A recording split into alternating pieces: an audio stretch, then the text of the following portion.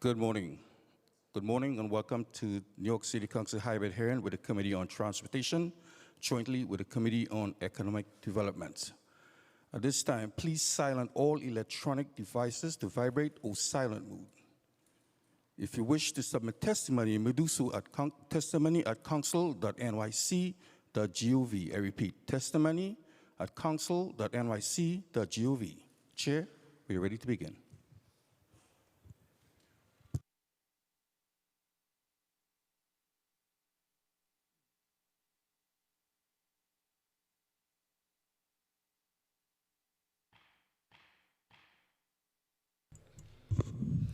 Good morning and welcome to this joint oversight hearing of the Committee on Transportation and Infrastructure and the Committee on Economic Development. Today we will be focusing on the New York City ferry system. We will also hear testimony on Introduction 236, a bill in the Economic Development Committee sponsored by Co-Chair Farias in relation to providing ferry service at reduced costs to individuals under the age of 18. Or enrolled in a high school located within New York City. I will let Co-Chair Farias make comments on this piece of legislation during her opening remarks. For many years, our waterways and coastlines were an untapped and underutilized resource for transportation purposes. The New York City ferry system was launched in 2017 as a way to provide additional transportation options to New Yorkers living in isolated areas or transportation deserts. While I believe that a New York City ferry system does provide a valuable transportation option in the city, it is also the committee's responsibility to explore how well the system is serving all New Yorkers. Since New York City Ferry was first launched, several reports have indicated that the city has had to heavily subsidize the ferry rides. A 2019 report issued by the Citizens Budget Commission pegged the subsidy at the time at $10.73 per ride, which was 10 times higher than subway or bus rides. Additionally, an audit report released this past June by the City Comptroller's Office found that the net losses of the ferry operations were $30 million in fiscal year 2017, $44 million in fiscal year 2018, $53 million in fiscal year 2019, $53 million in fiscal year 2020, and $33 million in fiscal year 2021. The Comptroller's audit also found that the Economic Development Corporation, or EDC, had failed to disclose over $224 million in New York City ferry expenditures, and that they had significantly understated the amount the city was subsidizing for rides since the New York City ferry began operating. If these findings are accurate, I consider this a serious breach of the trust that we place on city agencies and authorities when it comes to accountability and transparency. Since becoming chair of the Transportation and Infrastructure Committee, one of my main focuses has been to look at city policies, legislation, and services through a transportation equity lens to ensure that our transportation system meets the needs of all New Yorkers. That is why it concerns me that according to EDC's 2021 ferry survey, only 32% of ferry riders were non-white or multiracial, and that system-wide, the median income of those riders was between $100,000 and $150,000. These stats reveal that a large segment of our population has been left behind when it comes to the utilization of the ferry service. To me, that is unacceptable, and I know we as a city can do better. I believe that the city's recent New York City Ferry Forward Plan, which seeks to make the ferry service a more equitable, accessible, and financially sustainable system, is a start. I'm looking forward to hearing from the administration, particularly EDC, on their ongoing efforts and plans to make the ferry system a viable and equitable transportation alternative for many more New Yorkers. I'm also looking forward to hearing from the administration regarding their plans to further expand the New York City ferry system and receiving a status update on the implementation of the New York City Ferry Forward Plan. including the new fare structure, the Rockaway Rocket shuttle pilot, and the new operating contract RFP. I will now turn it over to my fellow co-chair for her opening statement. Chair Farias. Thank you, Chair Brooks Powers. My name is Amanda Farias, and I have the privilege of chairing the Council's Economic Development Committee. I would like to extend my thanks to my co-chair as well as the members of both committees for coming together to hold this hearing. I represent District 18 in the Bronx, which is home to the Soundview Ferry Stop. Every day, I see my neighbors using the ferry to commute to work, get to doctor's appointments, or even for a leisurely trip into Manhattan. My predominantly Black and brown community, which has limited transit options, has embraced the ferry system and has some of the highest ridership in the city. Even throughout COVID, the Soundview Ferry Landing saw a high usage due to the number of healthcare and essential workers that reside within my district. The ferry has been a transformative mode of transportation for the Southeast Bronx, connecting residents to Manhattan in a fraction of the time. However, as Chair Brooks Powers mentioned, the purpose of today's hearing is to take a deep dive into the New York City Ferry's finances and to better understand some of the numerical discrepancies between the recent comptroller audit and the EDC's own reporting. We would like to use this hearing as an opportunity to unpack some of the details of the comptroller's audit of the NYC ferry system, understand how the EDC plans to expand city ferry service, and get ahead of any problems that might arise in EDC's new operator contract after the current one expires next year. Currently, New York City Ferry includes 6 routes and 1 seasonal weekend shuttle with 38 ferries and 25 ferry landing stops. This is the result of several expansions since 2017, when NYC Ferry offered only 2 lines with 10 landings. In the years since, members of both of these committees across the last 3 council sessions have petitioned EDC to expand the ferry network to additional locations throughout the city, including City Island, Willets Point, Canarsie, and LaGuardia Airport.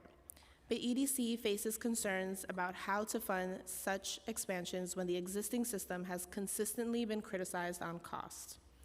EDC's current contract with its operator Hornblower offered a number of revenue-sharing components, including favorable terms for Hornblower for concessions, advertising and ticket sales, as well as an options contract to purchase the Hornblower's boats before the end of the contract. EDC elected to exercise its option to purchase the boats, and now it owns the majority of the ferry fleet.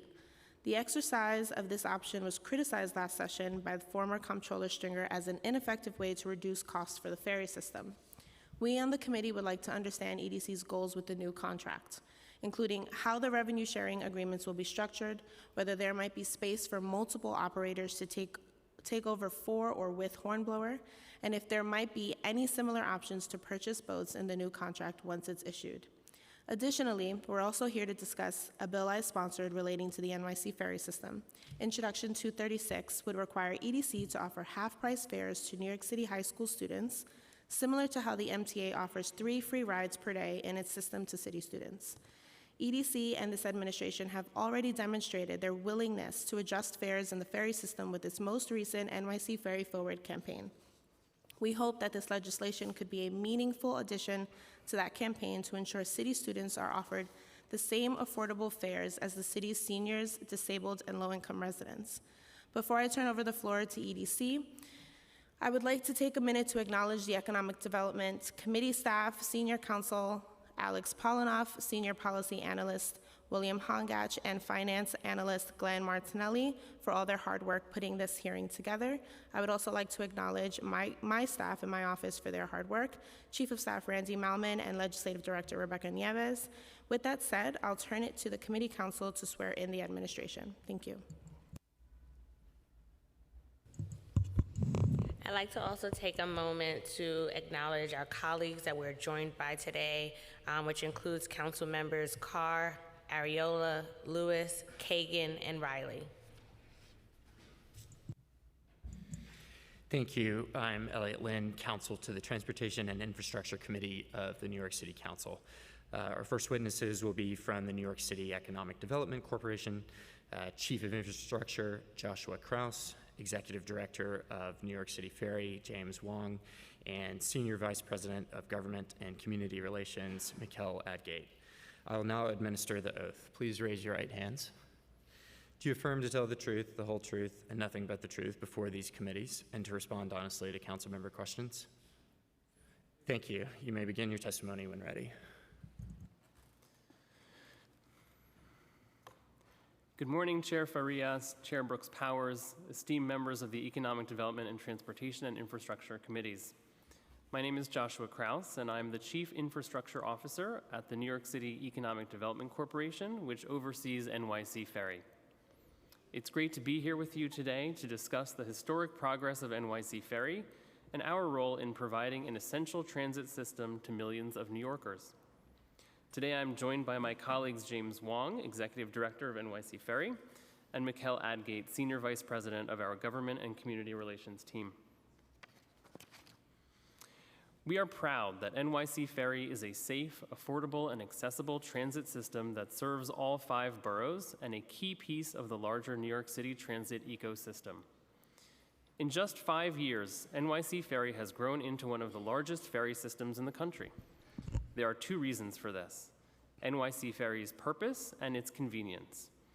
NYC Ferry was created to serve neighborhoods that are not well served by subways or existing transit, and we focus on parts of the waterfront where geography or the configuration of the existing transit network leads to long commute times. In the last 5 years, EDC stood up an expansive and complex transit system, opening 25 landings, building a fleet of 38 vessels, exceeding our initial ridership projections, and now offering 6 routes that touch all 5 boroughs. Before the pandemic, NYC Ferry was experiencing double-digit ridership growth each year. That is remarkable, rapid growth for such a young transit system. Then, during the pandemic, we provided critical transit to essential and frontline workers. And now our ridership has returned more quickly than any other transit system in the city. We are tracking at roughly 95% of our 2019 annual ridership of over 6 million riders. Today, our system's financials are on stronger footing than even before the pandemic. We've driven down our costs per rider by nearly 20%, and we can now proudly say that our operating costs per service hour and operating costs per rider are among the very lowest of ferry operators in the entire United States. NYC Ferry has also proven to be essential in moments of crisis. During the pandemic, NYC Ferry provided one of the only open-air forms of transit. More recently, during the subway shutdown following the attack in Sunset Park, we quickly added ferry service to South Brooklyn to serve stranded New Yorkers. And when the Staten Island Ferry experienced service interruptions in August, the NYC Ferry team leapt into action, providing vessels every 8 minutes and even operating overnight to ensure Staten Islanders got home. Recently, we announced our Ferry Forward plan, turning a new page on what it means to connect New Yorkers to schools, jobs, small businesses, and our waterfront communities.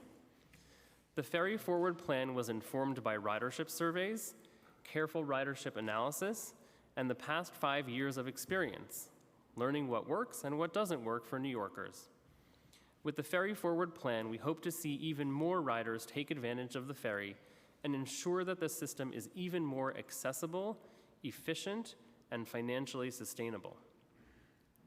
First, we created a fare structure that we expect will increase fare revenue while enhancing access for lower-income New Yorkers, seniors, and riders with disabilities through discounts and outreach. Second, we've initiated a competitive open bidding process for our next ferry operating contract. And third, we have taken concrete steps to ensure increased transparency about what NYC Ferry costs. Our new fare structure went into effect last Monday, September 12th. We are now offering expanded discounts to seniors, people with disabilities, and the over 200,000 lower-income New Yorkers who participate in the Fair Fares NYC program. They'll pay a fare of just $1.35. Combined, this fare discount program could reach up to 1 million New Yorkers. NYC Ferry also launched a new 10-pack bundle for $27.50, leading to the same $2.75 per ride. We've also increased the fare for single ride tickets from $2.75 to $4 to ensure that visitors or occasional riders pay a reasonable and fair price. Plus, for all NYC Ferry riders, we've eliminated the $1 bike fee to encourage multimodal connections and sustainable transit.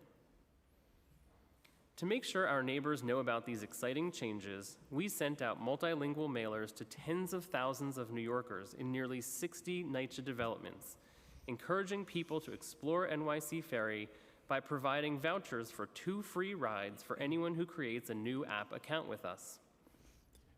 We are also partnering with community organizations and NYCHA tenant associations to distribute information on NYC Ferry.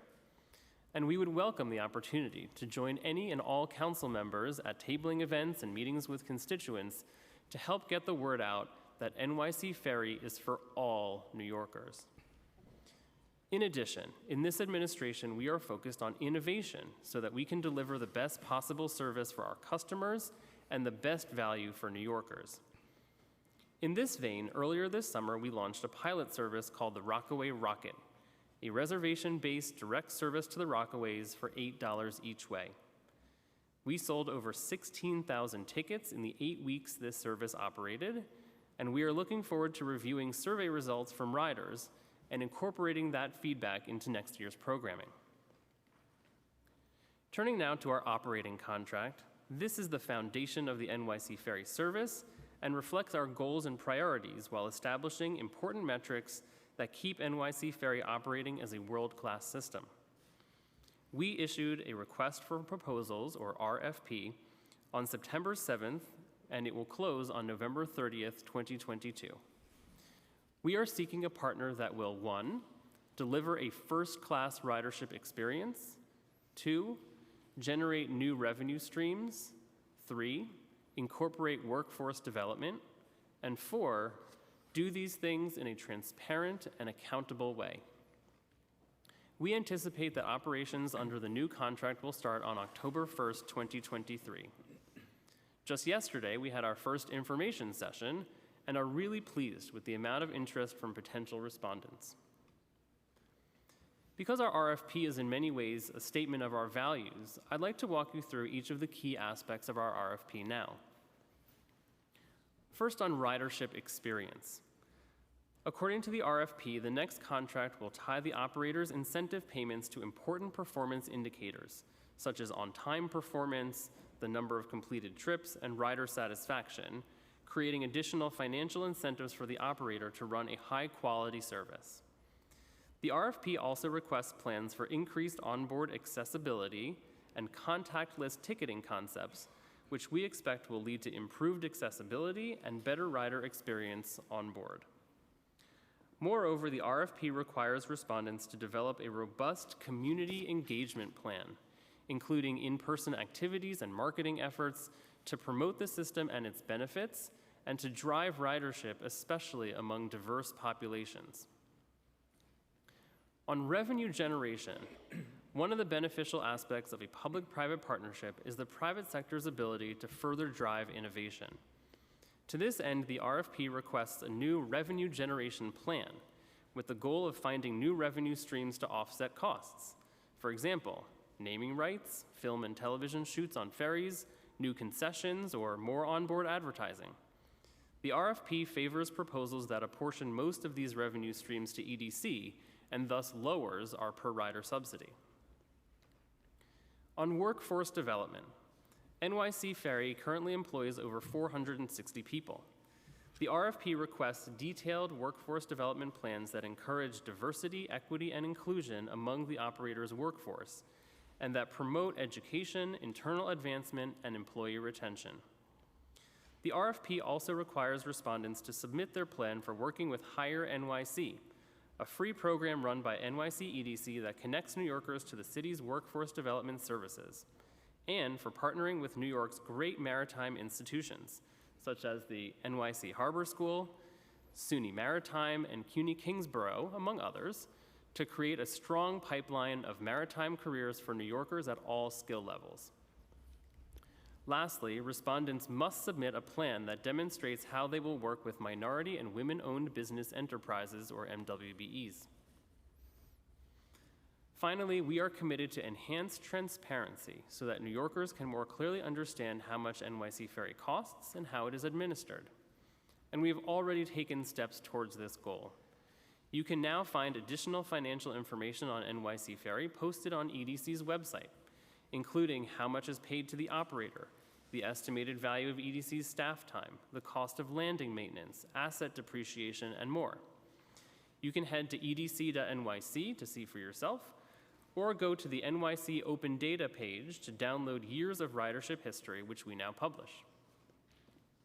In addition, when selecting a new operator, it's important that we choose one focused on public transparency and increased community engagement. To that end, the RFP requires the operator to comply with a number of new reporting requirements.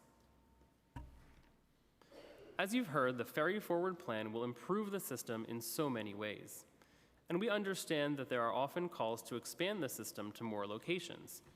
We appreciate this interest and the enthusiasm. Under the de Blasio administration, EDC built and grew the system. In 2021, we opened landings in Staten Island and at Ferry Point Park, and earlier this year, we added full-time Governor's Island service to the South Brooklyn route. Now, under the Adams administration, we have entered a new phase of NYC Ferry, the Ferry Forward phase, and we are focused on cost efficiency to ensure NYC Ferry's long-term sustainability. We need to see the effects of the recent changes on the operations and economics of the system. As the system stabilizes over the next few years, we can then evaluate if further expansion makes sense, and if so, where. But we are not looking to expand the system right now. Turning to the bill being heard today, we greatly appreciate the goal of Councilmember Farias's bill to provide reduced ferry fares to high school students. We support the bill's intent of making NYC more accessible to high school students and New Yorkers under the age of 18. Ensuring an affordable NYC Ferry experience is also a priority for the Adams administration. That's why we launched our new reduced fares for low-income New Yorkers, seniors, and people with disabilities. Beginning this spring, we started working with our colleagues at the Department of Education to better understand how a reduced fare structure specifically for high school students could work, and what the administrative and financial impacts might be on NYC Ferry. We'll share those details and our findings with Councilmember Farias and any other interested members as they develop, and we look forward to working on that together. For the past 5 years, we have helped to connect New Yorkers to employment opportunities, to recreation, and to other communities. We're proud of the opportunity to help New Yorkers find more ways to enjoy our city. As we look ahead, we are excited for the next phase of NYC Ferry, the Ferry Forward era, in which we will work to create a more equitable, accessible, and financially sustainable ferry system. We welcome the opportunity to work with the Council and all partners to advance these goals. And we highly value feedback from riders, communities, and other stakeholders as we continually seek to improve the service we provide to our fellow New Yorkers. Thank you very much for this opportunity to testify. Our team is here to answer questions you may have, and we welcome your input and questions.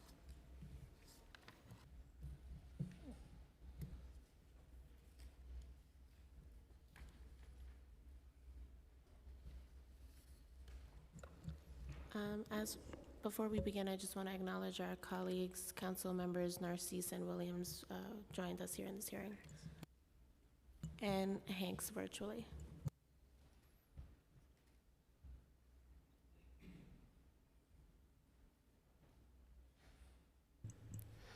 Thank you for that testimony. So just wanting to first start with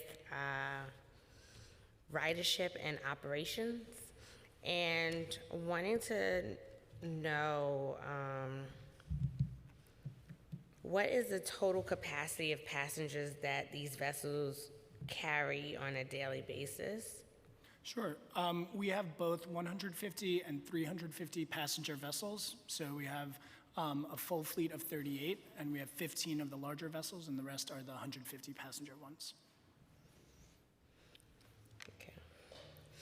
And I want to think about my district also in the District 31, and as you know, I've been advocating for expansion into the eastern portion of the Rockaway Peninsula. And some of the challenges that have been shared is in terms of the size of the vessel being able to clear the bridge. And so I'm just wondering, when that assessment was made, was it based on the current vessels that you all have? And are there other alternative vessels that are options for kind of charting the type of waters it would need to, but at the same time being able to clear the bridge? Sure, thank you for the question. And we definitely share the interest in making sure that we're providing support to your district as well as others as an organization. And the question of ferry service in downtown Far Rockaway has been one that's been brought up many times. We have struggled, as you've pointed out, with the A-Train Bridge, which crosses over Broad Channel, and for which our current ferry vessels are not able to pass under safely at all tides. And so this is one of the reasons that we're unable to go further east of that location. Thank you for that. In 2017, the New York City Ferry conducted a ridership survey to determine how passengers were using the ferry and determined that it was largely used for commuting. Have there been any additional ridership surveys conducted more recently? And if so, what was the result of the most recent survey? So we are actually right in the middle of our survey period right now. So we've just recently finished up the administration of a rider survey that finished right before the end of our summer schedule. And we're in the process of analyzing those results. So I don't have the results of the one from just a couple of weeks ago ready. But I did want to point out that we did see that there was about 25% of our total ridership was using the ferry for commuting or school purposes in the 2021 survey from last summer. So as soon as we have more information on the future results, we will be sharing that. Okay, thank you for that. Just also going back to the expansion piece, because I know that EDC has been reaching out to myself and some of my colleagues pretty much saying, like, ferry expansion is a no-go. Which is obviously a concern for a lot of the members, because I have some members in the Bronx and Brooklyn as well as in Queens that would love to see expansion of a ferry. And even in the beginning of your testimony, it spoke about, you know, the whole rationale as to why we have ferry services at all at this point. And I think about the communities that currently have stops and the ones that currently don't, and that need other modes of transportation that are far out in distance.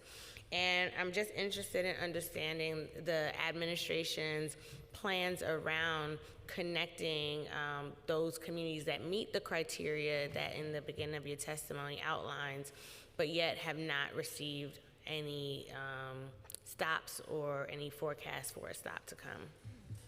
Sure.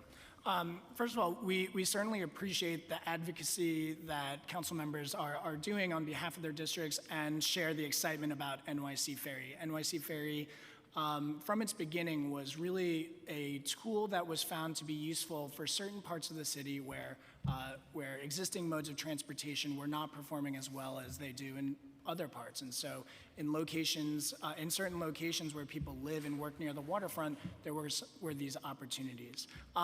As we've discussed, and as part of the initial rollout and growth of NYC Ferry, we've taken this opportunity as part of the Ferry Forward plan to take a hard look at these policies and make a lot of specific changes that we've flagged as part of the testimony. Chief or high among them, and really important to us, is making sure that NYC Ferry is being administered in a cost-effective way. And so right now, the changes and policies that we've put in place, which are some very recent with fare changes and things like that, and the new RFP, we want to see how those land, what the impact of those are going to be before we start considering expansion or new options. Thank you for that. And what are the current plans for expanding the ferry service to include LaGuardia's Marine Air Terminal or the main terminal in the future expansion? So we've definitely heard folks who are interested in LaGuardia. People have brought this up in the past. And one of the things that we've thought is that if we're going to ever consider a service that goes to a place like an airport where people are generally paying quite a bit more to take these air services, we would want to allow a service like this to be considered only if it were done at a market rate and something that actually generates profit for the system. To that end, we included in the RFP an opportunity within the revenue generation plan that we ask respondents to provide to ask the private market, who we feel is going to be well qualified to understand those sort of private market conditions, whether or not they think that a ferry service could be operated without public subsidy to LaGuardia. So this is the first step in just understanding what's out there. This RFP is really leaning on the private sector to help us understand whether or not something like that is feasible. And will the new RFP also include a new options contract to purchase new ferries? If so, how would that be structured? So our current fleet is 38 purpose-built vessels. They were built for NYC Ferry. They are still very much new and in the early phase of their lives. Most of them are less than 5 years old. And so right now we have no plans to build new vessels. We have a fleet that works for our system. We are satisfied with that and think that that's the right size for us right now. In terms of what the RFP holds, we did include, because we know that this is a contract that we intend to have for some time, we included an option to basically build a framework around which respondents could tell us how they would talk to us if we didn't find the need to build a vessel in the future. So they will provide some structure to an agreement, but it's not, pricing or a specific order on vessels. It's just to help us understand what could be in play down the road. So the Citizens Budget Commission recently recommended considering a reduction in service in the highest subsidized routes. Which New York City ferry routes receive the highest subsidy? Thank you for the question. We appreciate the need, as we've talked about throughout the vision that we've been talking about today and as part of the rollout, for NYC Ferry to be a cost-effective mode of transportation. That's really important to us, and we look at it as a system. We do not track subsidy on a per route basis because we feel that it's really important that locations that might be further away are still receiving service. We think that it's important that we provide the right amount of service for each location. In doing that, there's a lot of factors that go into the subsidy. So one of them is really driving ridership. And so a big part of our plan is doing a lot of outreach to make sure that we're talking to all kinds of communities to make sure that they know that NYC Ferry is for everyone. And we continue to invite and welcome opportunities to work with council to go to districts and table at events and find ways to get people on board.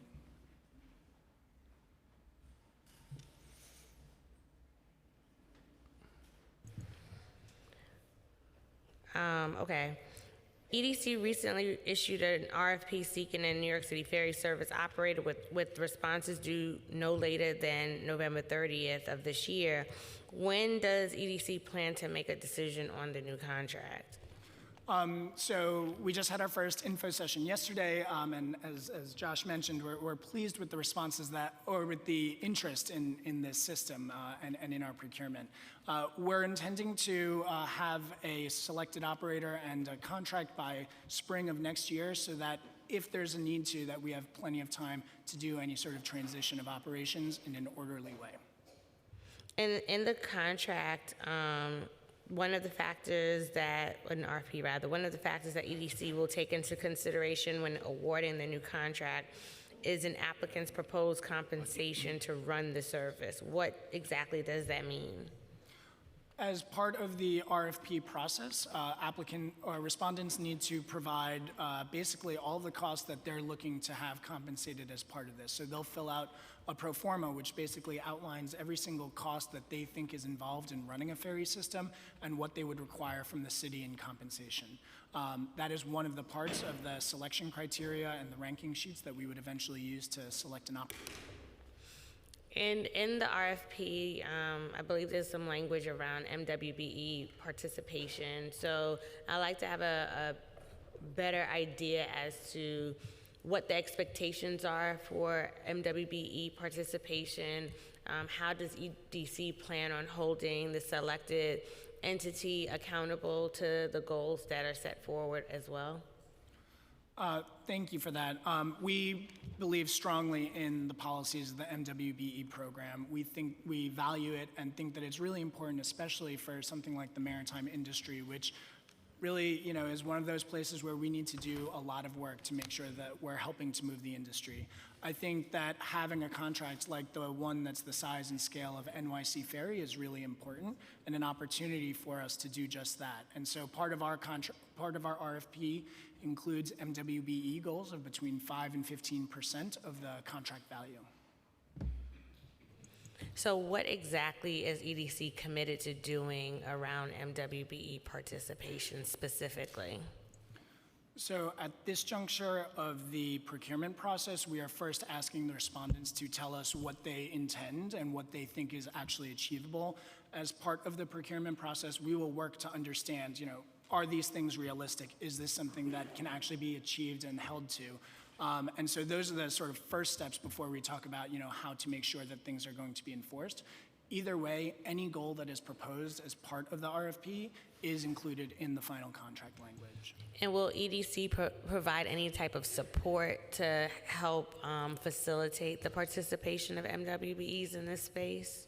Absolutely. We have an MWBE team at EDC which does a lot of work in this area. In fact, I believe a handful of them are today at Barclays Center, where there's a large affair going on for MWBE organizations, companies, to specifically find those partners and opportunities to bid on different city contracts. Thank you. I'm going to pass it to my co-chair.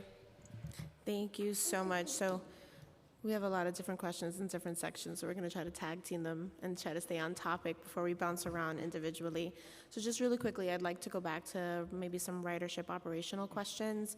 I know I mentioned in my opening statement how many vessels are currently a part of the NYC Ferry system. Can you just go over how many right now the municipality or the city or EDC owns in the fleet that are currently there, and if by chance you have the total costs that it took to purchase all of those vessels? So the total of the fleet that we own right now out of how many we have and the total costs. Sure. So we own the entire fleet, all 38 vessels. This is a strategic decision that is made so that at the time of reprocurement, where we are, we can go to the market and say that we're looking for an operating partner to help run NYC Ferry. We did not want to be in a position where, we needed some private operator to need that many different vessels, because frankly, there are not many of those out there in the world. So for us, we have the control to be able to provide this opportunity and for lots of bidders to come in and try and provide competition in this procurement process. So purchasing the vessels was a really important strategic decision that was part of that. And the total cost all in for all of the vessels was around $235 million. Which taken as a whole, when you look at the cost per vessel and in particular per seat, these are some of the lowest cost vessels per seat ever built in the United States over the last 15 years for any public entity. So we're very proud of the sort of pricing that we were able to achieve with the fleet. Sure. I love the idea of our municipality owning our own transit, so I love that. And then, so my follow-up question to that is, what happens to the vessels when the contract with Hornblower expires next year? Does that mean we have full ownership, they stay with us, and the new contract, whomever that might be, goes into the fleet that we own? That's right. So we will have that control, and so once the new operation begins, we will be able to provide the full fleet of vessels to them. Great. And so, as I've mentioned, I have the Soundview Ferry Landing that I'm very proud of, and I'm glad the Bronx has 2 ferry landings. My mom is a consistent, everyday commuter on the ferry. She does not let me forget anytime there's a delay or anything happens to it that I am the chair of the Committee on Economic Development.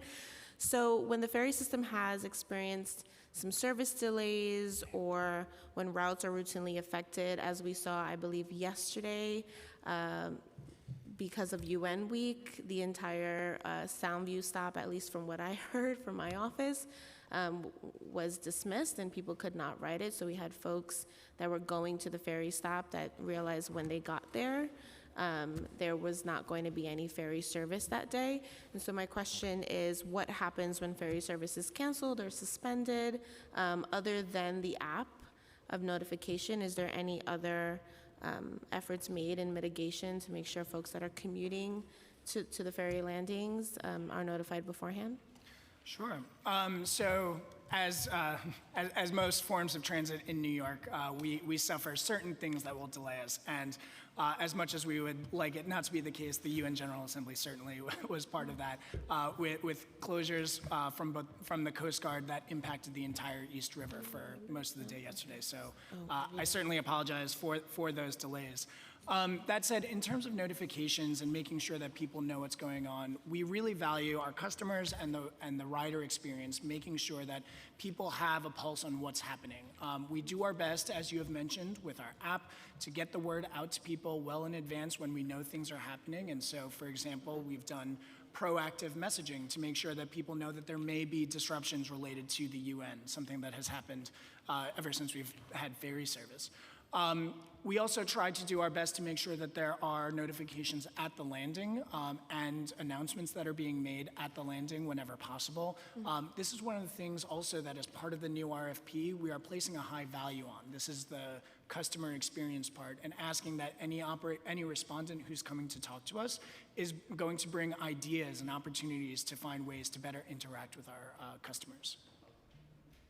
Great, thank you. I'll quickly, I want to acknowledge Council Members Brewer, Juan, Stevens, and Aviles, who all joined us here today. Thank you for coming. And I'm just going to do some quick expansion questions.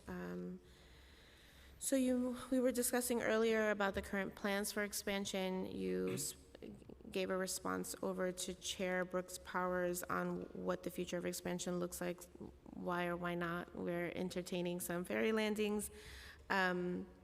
When we're thinking about like the LaGuardia line or looking at these lines that could be potentially expanded onto or increased, are we looking at them as potentially independent lines or connected to existing lines in any way?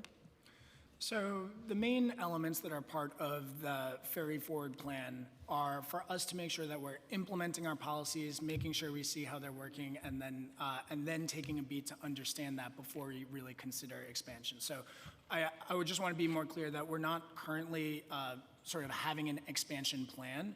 The question about LaGuardia was brought up and has been brought up many times in the past. It is fairly unique that we would ever even consider having a conversation about a market rate service, which is one that does not require public subsidy. And so just as an information gathering exercise, as a first step to understanding this, that's why we put it in the RFP as a revenue generating opportunity. So it is not in as part of a route that would be subsidized. It's there specifically and explicitly as if there's an opportunity to generate revenue with this route, then I think there's probably a different conversation to be had.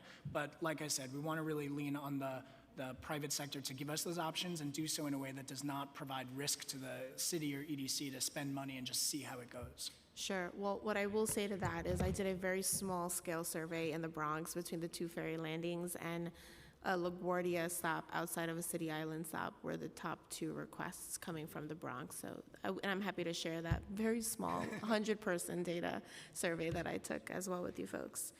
One of the larger concerns that I've heard, or topics that have come up in adding additional stops, would be that it would increase timing to the current routes, and that kind of would, in I think other people's eyes, would defeat the purpose of the fast commute with getting on the ferry. I don't necessarily agree with that personally, but I'd love to hear your thoughts on increased timing frequency and maybe adding additional vessels, or in this new RFP, like if there were additional stops or we were to add more vessels, would that necessarily deter the fast route, or would that just add more to the routes themselves? Sure. So, I mean, taking a step back, and this is really part of, how we sell ferries as an idea, as a concept, is that first and foremost, we intend for this to be a transit option. It is a lovely transit option that you get to spend time on a boat, and I think that a lot of people enjoy that. But we really want to make sure that these are travel time competitive with existing modes of transit. If it is getting you somewhere faster than you could otherwise with other modes of transit, then it is being successful in that regard. And so travel time is just really important to us. We want to make sure that if we're stopping at a location, that it is one that is really benefiting the neighborhood, benefiting communities, and getting people to work and school and places that they need to go in a way that's faster. So while we're not, as I had mentioned, contemplating expansion at this juncture, even just the discussion around whether or not to increase service or to change travel times, we do want to keep those generally as quick as possible. And then in terms of increasing service, we will take a look, as we always do, about ridership, volume, understand whether we need to in order to satisfy the ridership needs of a community. Sure, thank you for that. I just have a quick question around the RFP allowing multiple operators. I'm genuinely interested in if the RFP has any scope of, do we want to go back to just having one operator? Is there room, since we own all of these vessels, to have multiple operators working within this contract to maybe add a variety of service or different types of vessels that have advertising and certain things, or certain operators on certain routes, like handling the shorter routes or the longer routes? Are we entertaining that at all in the RFP? Thank you for that. So the RFP as written and as was put out to the market really only contemplates having a single operator. In the thinking that went into this, and this was, years of experience and things that we've been going through and really tackling whether or not we should approach a question like that. Part of that was that the interoperability and codependency of the routes on one another is really important to acknowledge. If there's ever an issue on one route where a vessel has an issue, we can quickly swap vessels out to a different route. If there's a crew working here that needs to catch up on travel time because there's a delay on one route, we can switch a vessel from a different route. And because the fleet is really stored at the city's two homeport facilities, one that's built and one that's about to be under construction, we really think that there's a lot of efficiencies by having one operator, one ticketing system, one maintenance system for the whole fleet and system at a time. How long would this contract be? The RFP has a 5-year initial term and 2 3-year extensions. I'm sorry, 5-year initial term and 2 3-year extensions. 3-year extensions? Okay, I'm just wondering, a lot of our systems here in the city are monopolized, and I'm just wondering, we got to make sure we diversify who we're actually reaching out to. But I understand, and these seem like short timelines enough for me. Give me 1 second.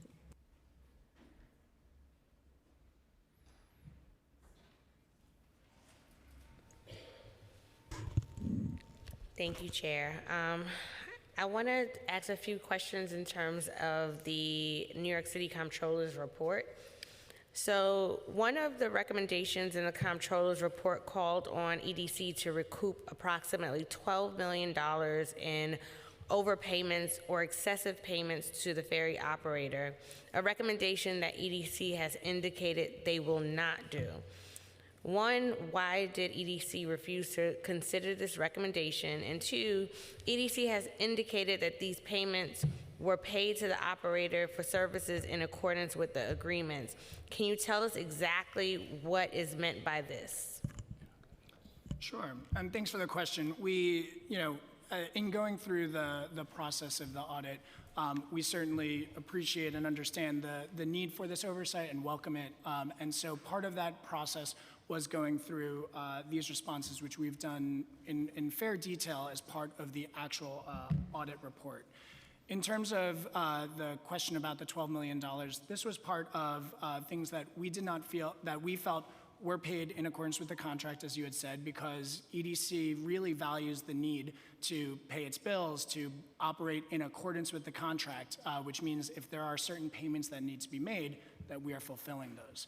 This is one of the areas that we did not see eye to eye with the comptroller on, but have recorded those in the letter that's in the audit report. Thank you. Next, I wanted to skip to accessibility. How does New York City Ferry ensure that persons with disabilities can fully access the ferry systems? Are all New York City Ferry vessels fully accessible? Yes, we highly value accessibility. I think it's one of the really important foundational things that we did. And the reality of building a system starting in 2015 allowed us to take advantage of a lot of opportunities where there are codes that are written, there's standards, there's opportunities to make sure that everything is built the right way. So all of our landings, our vessels are all accessible. And this doesn't just mean that we have, a way for people with wheelchairs, walkers, and scooters to get on board, but we also focus on things like making sure there are ways that you can, if you use assistive hearing devices, that there's an opportunity to use those on the vessels as well. So we're definitely focused on accessibility and are proud that the system is an accessible one. And does EDC and New York City Ferry conduct any type of advertising or outreach towards persons with disabilities to inform them about the availability of ferry services? Our general marketing plan is definitely broad. I don't believe that there's a very specific, marketing effort specifically to people with disabilities. However, it's an idea that I definitely welcome the opportunity, whether it's to work with your office or MOPD, to make sure that we can do more targeted outreach. I think there are good opportunities there for us because we do want to make sure, as is part of the Ferry Forward plan, that people know that NYC Ferry really is for all New Yorkers. So you just went into my next follow-up question, which was going to be, if not, is that something EDC would consider integrating into future advertising campaigns? But it sounds like you are willing to do so. Absolutely. I will pass over to my co-chair. Thank you so much. So just really quickly on the accessibility part, really important to me, consistently talking about it, including making my district multimodal to have different options. Right now, really the ferry in my district is the only accessible transit option. None of my train stops have elevators, and obviously the bus is accessible, but the buses are rough when you're traveling across the Bronx. When looking at our ferry landings, are we working towards making sure we're getting different like multimodal options, ensuring parking where accessible, things like that, to make sure our folks have ways to get there outside of the other forms of less accessible transit options to utilize the ferry? Yeah, I think that's a really great question. It's really important that we're thinking beyond just the vessel, and I take the point seriously. In fact, in Soundview, one of the things that we did was working with the MTA in that location specifically, because I'm not sure if you recall, but the bus used to stop several blocks further up. Yep. We worked closely with the MTA to make sure that the bus would come all the way around that circle.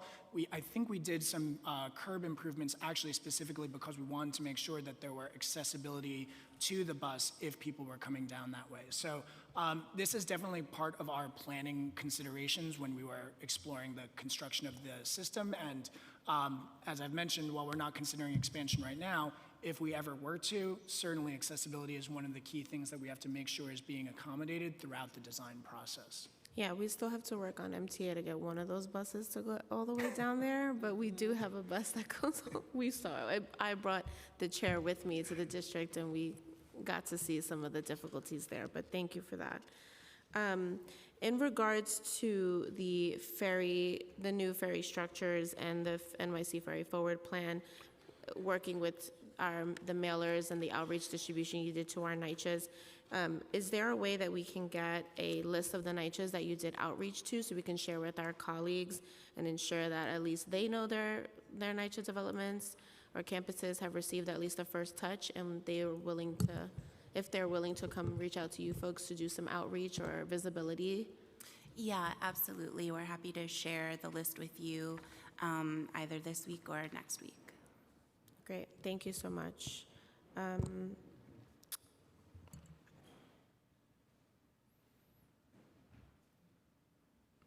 Okay. So,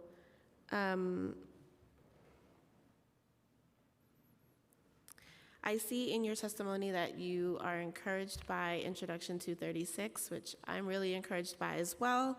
And I just want to maybe hear any of the administration's any concerns about the bill outside of cost. We understand cost is always a concern in the city. And if the obviously you said you're supportive if working with the DOE to help roll out voluntarily something similar, but if there's any, off the top of your heads today, any like initial alarms outside of cost? Yeah, as you had mentioned, we definitely share the interest in making sure that NYC Ferry and transportation generally is available and accessible to students. I think that's really important to make sure because that's definitely a reflection of our values here. In terms of specific concerns, right now we are focused on doing the analysis, and so that's been our back and forth with DOE, is really just understanding what scale we're talking about. Are there a lot of students who live near the water who could feasibly use a ferry in a productive way to get to a school that's near the water? What are those impacts? The other element that we want to really make sure we're being thoughtful about is the administration of such a program. Currently, every single rider is responsible for their own ticket, for their own app, and that's how we operate. If we transition to a system where there's a lot more engagement or outreach, obviously, with students, there's just going to be an administrative burden that comes with that, and we want to understand that before we really make further comment. Sure. I mean, I'd be interested in seeing if the app can have like student access, if you had like a student email or can show an ID or some sort to say that you have a pass or 2 passes X amount of months so long as you download the app. I feel like there's definitely ways that we can work towards that, but I'm happy to keep the conversation going offline. My last question will be about my small office survey that I did. So we had about 100 respondents to this survey, and a lot of folks stated that they either drove, took a cab, walked to make it to their ferry stop. Some even stated walking more than 20 minutes. I even spoke to someone this past weekend at an event because the ferry vessels are accessible, took a bus all the way from Co-op City all the way to a ferry landing to utilize it to go to work down on the east side of Manhattan. And so I just wanted to see if there was any consideration around adding shuttle bus routes to transport commuters within a 2-mile radius of the ferry, particularly interested in the Soundview stop, obviously. But if that's been done elsewhere, and if so, in what conditions? I do know Ferry Point Park has a shuttle from the parking lot to the ferry landing because of the distance, but if in scenarios that are not in that case, has it been utilized in any other way? Thank you for that. I think that, in particular with the Soundview Landing and locations that have been in the Bronx, we see people coming from much further away. It's exciting to see that, ferry provides an access point to the city that people are taking advantage of. And I'd have to find out the specifics of it, but I think we looked briefly at one point and found that people were coming from pretty far across the Bronx to use the Soundview Landing even before Ferry Point Park opened up. So we're really encouraged by people's interest in that, certainly with the example you brought all the way from Co-op City. In terms of shuttle buses, part of, as we had mentioned, a big thing for us is making sure we're managing costs, managing the system, and being as efficient as we can. First and foremost, we are a ferry system, and so we want to make sure that we really emphasize our core competencies. We do have a few shuttle buses where there's a very unique situation. The Rockaways is one location, and Midtown East is actually probably the best location where I can talk about. We have a ferry landing that is served by almost all routes. It's probably 4 of the routes are served by East 34th Street. And so we have a shuttle bus there that is really designed to take people who are all coming into the city through the network. So that's one of very few that we have.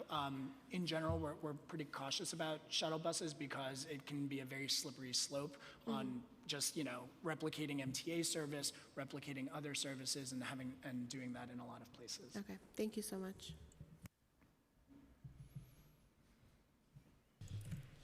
Before we get into member questions, I'd like to acknowledge we've been joined by our colleague, Councilmember Rivera. Also, we are going to have testimony provided by Assemblymember Khalil Anderson, who will not be asking questions directly of EDC. We're working to accommodate his time constraint, but we thank EDC for being accommodating as well as the rest of the members. So if Assemblymember Anderson, if you can come to the dais.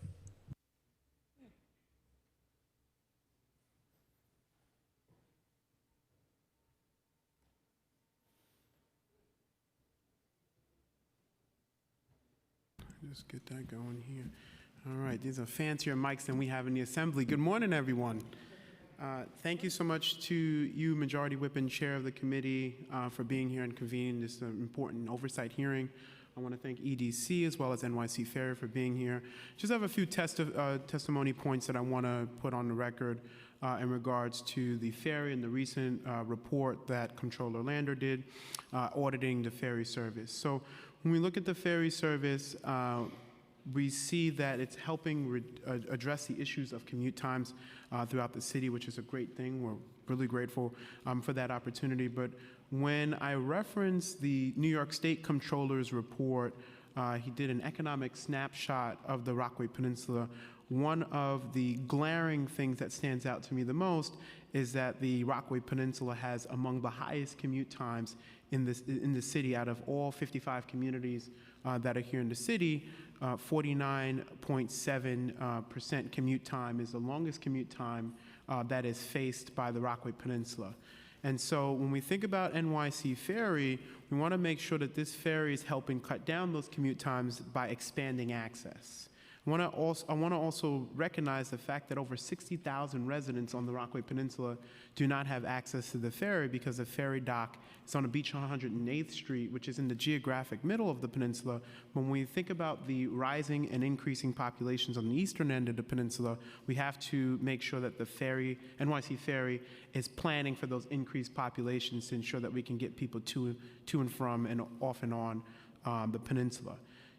NYC Ferry operates a ferry shuttle that runs from Edgemere all the way up to the actual dock.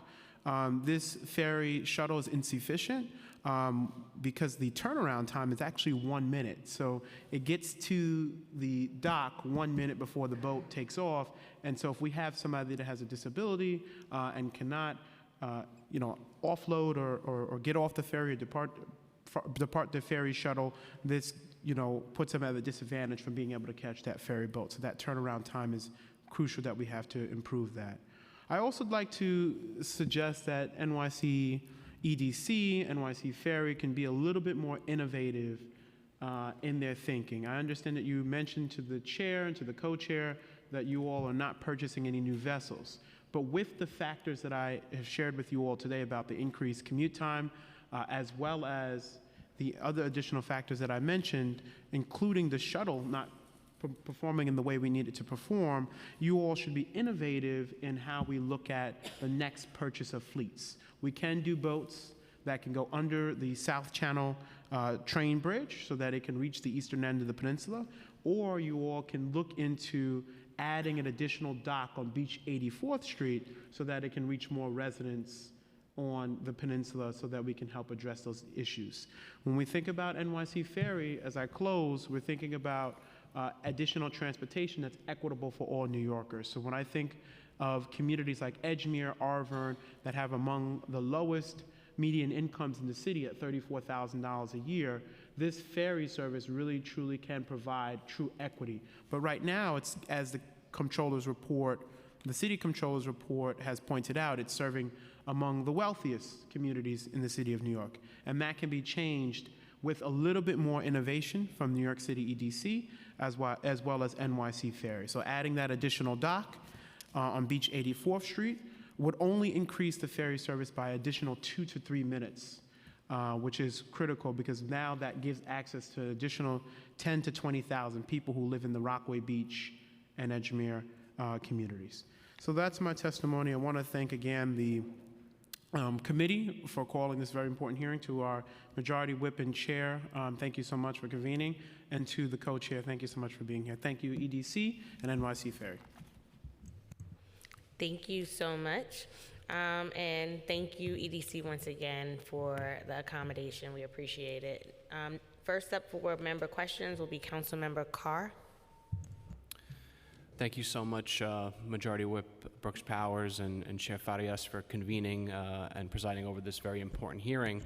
I also want to thank EDC for the role that the NYC Ferry system played in mitigating the service disruption impacts of the Staten Island Ferry back in August. I don't know what commuters would have done without that backfill that the system played on that day or a couple days. And I also want to thank former Borough President James Otto, who was crucial in making sure the de Blasio administration actually had a 5-borough fast ferry system that served all 5 boroughs. And so I think he deserves enormous credit for that push at that time. But, you know, I'm extremely disappointed that nobody from New York City Department of Transportation is here to talk about the Staten Island ferry component of our city's ferry system.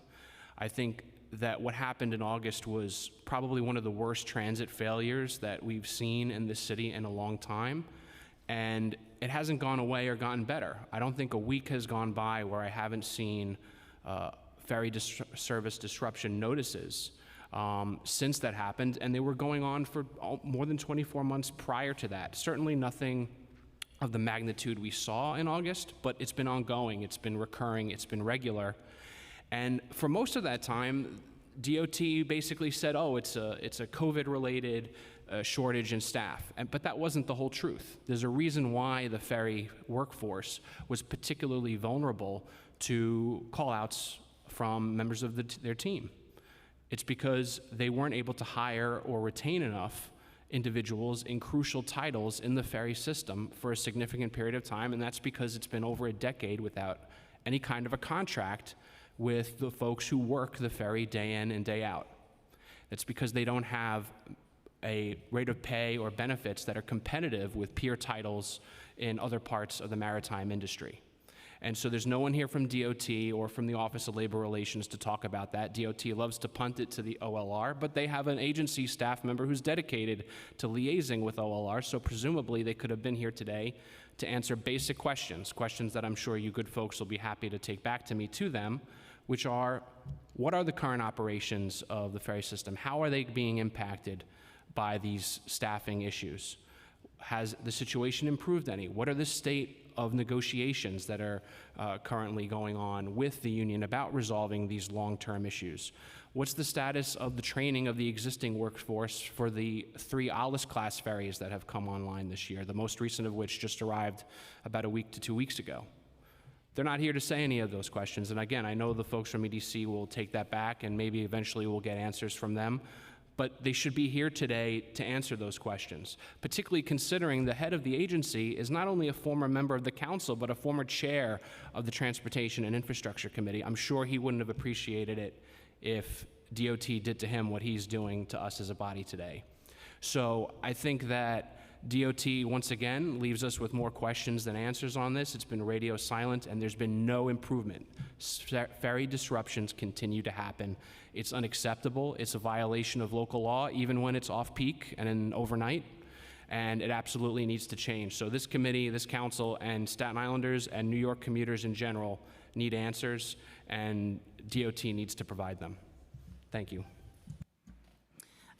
Thank you, Councilmember. We, certainly appreciate your kind words about the work of NYC Ferry during those days in August. And as you said, while I certainly can't speak on behalf of my colleagues at DOT and OLR, we can certainly take your comments and your feedback back to them. I do think that you raise a very important point about the criticality of NYC Ferry serving as a redundant transportation mode, not just for the Staten Island ferry system, but for our colleagues at MTA, and how important it is that NYC Ferry continues to operate well so that we can step in for New Yorkers when they're trying to get home, to school, or to other locations. So we thank you for recognizing that, and we will ensure that DOT follows up with you. Thank you for that. Next, we will hear from Councilmember Kagan. Thank you so much, Chairs Farias, Chair Brooks Powers, and of course, Joshua Cross for your testimony, and all members of NYC Ferry. As you know, I represent Southern Brooklyn and Coney Island in particular, and for many, many years, residents of Coney Island and surrounding neighborhoods, entire Southern Brooklyn, I would say, have been asking, and continue to ask to expand New York City ferry system towards Coney Island, our peninsula. Right now, if you're a resident of West 36th Street or 37th Street in Coney Island, in order just to get to Manhattan, usually it's around 2 hours trip, around 2 hours. Also, as you know, we have a lot of visitors, especially during the summer season, because we are America's playground. And we definitely don't want everybody to come to Coney Island by cars, because it will be absolute disaster. And it's already like our roads are very, very congested. Like sometimes during the summertime, it's impossible to drive and sometimes even to walk all over Surf Avenue and Mermaid Avenue, Neptune Avenue. So ferry in Coney Island is a necessity. It's a livelihood. It's economic development. It's a rebirth, I would say, of the neighborhood from so many angles. I'm very well aware, I'm not a child, about logistical difficulties, and I know what happened with sand and Mother Nature always bringing a lot of surprises. At the same time, I believe it should be some kind of reasonable time for all of these studies eventually to conclude. And I know already that in Coney Island Creek, at this point, it's practically impossible for ferry to operate due to excessive sand, growth in the area. So the only possible option at this point, I believe, should be studied even more quickly is Oceanside ferry terminal. But in any case, it looks like we are neglected all over again. It's almost October. We're still waiting for a study. The last conversation was now end of October, results of the study. Hopefully it's October of 2022, not more. But the whole community is suffering, businesses, residents, and tourists as well, everybody. It will benefit the whole city. It could be a crown jewel of southern Brooklyn and New York City. And right now it's basically a big hole in terms of New York City ferry system. I just can't, swallow every time, when you're talking about how great is in Far Rockaway, how great is in this neighborhood. Oh, let's celebrate another press release. So I'm eagerly waiting for celebration of grand opening of New York City Ferry Terminal in Coney Island. Thank you, Councilmember. I really want to say that I appreciate your advocacy and the enthusiasm and your willingness to work with us as we've had a number of conversations on the subject. First and foremost, we want to make sure that we lead with safety, which I know that you share the same values here and understand why we've had to take this moment to reevaluate how we're going to be delivering service. So right now, as you pointed out, we are looking forward to being able to share results of our ongoing study, yes, this October of this year. And so while we intend to do that with the community, and we will certainly be in touch with your office once we have results to be able to share. I would like to hear a commitment. In October of 2022, the final study will tell us when and how New York City Ferry Terminal will be opened in Coney Island, like October of this year. Pardon me. Yes, in October of this year, we are going to the community. We are sharing the results of our analysis, which, as we've talked to you and your office about, is really the first step in understanding what it takes to either figure out a way to deliver on the creek side or what it would take if we were to consider the ocean side. So this is really the first step in understanding how we do that if we were to go down that path. And so that's what we intend to talk about in the community board meeting in October. So it is a firm commitment, October 26, all studies will be finished and it will be presented to the community. We will be presenting to the community on this study, which is analyzing what it takes to deliver, to build a ferry landing, or what the costs or structural elements and operational considerations. Everyone is eager to see it. Okay.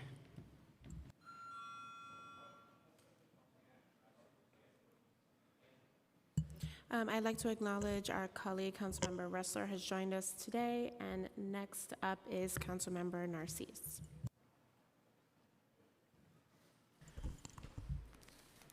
Good morning.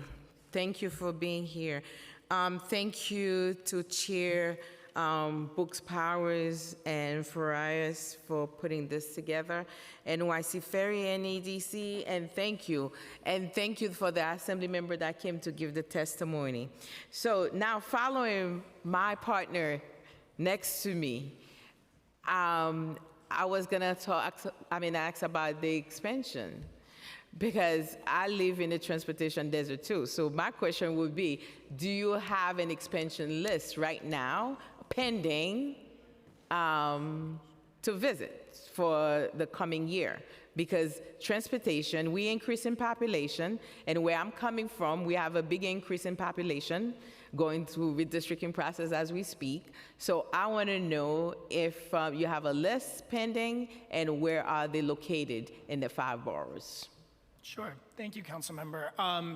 And sort of, as I mentioned earlier, we always appreciate the advocacy and the interest in what NYC Ferry can do, because, as you've pointed out, in places where subways and buses aren't serving people, these are opportunities where NYC Ferry has become really important in many communities. A major theme, as I've shared earlier, is that as part of the Ferry Forward plan, really what we are doing right now is implementing the policy vision that the mayor was delivering with us earlier this year, including things like fare changes, including things like releasing this RFP, and really keeping our team focused on ensuring that we are creating a long-term and sustainable system for New Yorkers. So we do not have, as I had mentioned, any immediate plans for expansion. But I do want to point you to, we have opportunity, or we have studied in the past things which are also part of the 2018 and 19 citywide ferry study that have some of the past places that we have looked at as well. Is there anything else? I will just add to that we're happy to, sit with your office and have a better understanding of your constituents' needs for the ferry service, and talk a little bit if a location that you have in mind is one that we've studied in the past. But to reinforce James's point, really the focus with Ferry Forward at this moment is ensuring the financial sustainability of the current system, and ensuring that we have a good understanding of that first before we get into the next steps on expansion. I think under Bill de Blasio, Mayor Bill de Blasio, that's one of the things. Canarsie was in the forefront to get a ferry transportation, because, like I said, we're increasing population. And we're talking about addressing the inequities. Those are all aspects. And another question I have, right now, do high school get a discount for the ferry? I don't know if anybody had asked that. High school student that register in New York City, do they get a discount? We do not currently have one, but as part of the testimony that we gave, we're definitely interested in understanding more about what it would take for the chair's bill, which does speak to discounts for students, to better understand what that impact looks like. And in addition, I'm hoping that every station have in mind for ADA compliance, to make sure that we have all disabled can access freely. Yes. I'm hoping all of them, right? Yes. All right. So thank you for your time. I'm looking forward to working with you, because we had released over 2,000 or 3,000 signatures before, and we can bring much more because we have an increase in population and congestion around our neighborhoods, especially in the 46th district. Canarsie part is the worst of it, so I'm looking forward to address the inequities there in transportation. So thank you. Thank you so much, Councilmember. Next up, we have Councilmember Stevens. Good morning, everyone. Let me just get to my questions. So I have been a big advocate around the ferry expansion, and I had a meeting with EDC a few weeks ago, so some of my questions are regarding some of the things that I got from that conversation, but I know it's been repeated a couple of times around, like, currently EDC is not looking to expand ferries. However, I'm a person who believes just because we're not doing something at the moment doesn't mean we shouldn't be planning and thinking about what that expansion looks like. And then the conversation, I didn't necessarily get that I had. So could you talk about, like, what does that look like, the plan that you're planning for it? Because obviously it is a need, and there's a lot of places throughout the city that could benefit from this additional mode of transportation, especially when we have a city that has so many transit deserts. So could you talk a little bit about what does this plan looks like moving forward? Because one of the points that the assembly member made that I wanted to just bring up also, it does seem like some of the places that the ferries are at, it's more affluent neighborhoods and the I guess underserved communities I feel like are being left out of this conversation, and my community is one of them that is being left out. So would love to hear more information regarding what the plan looks like.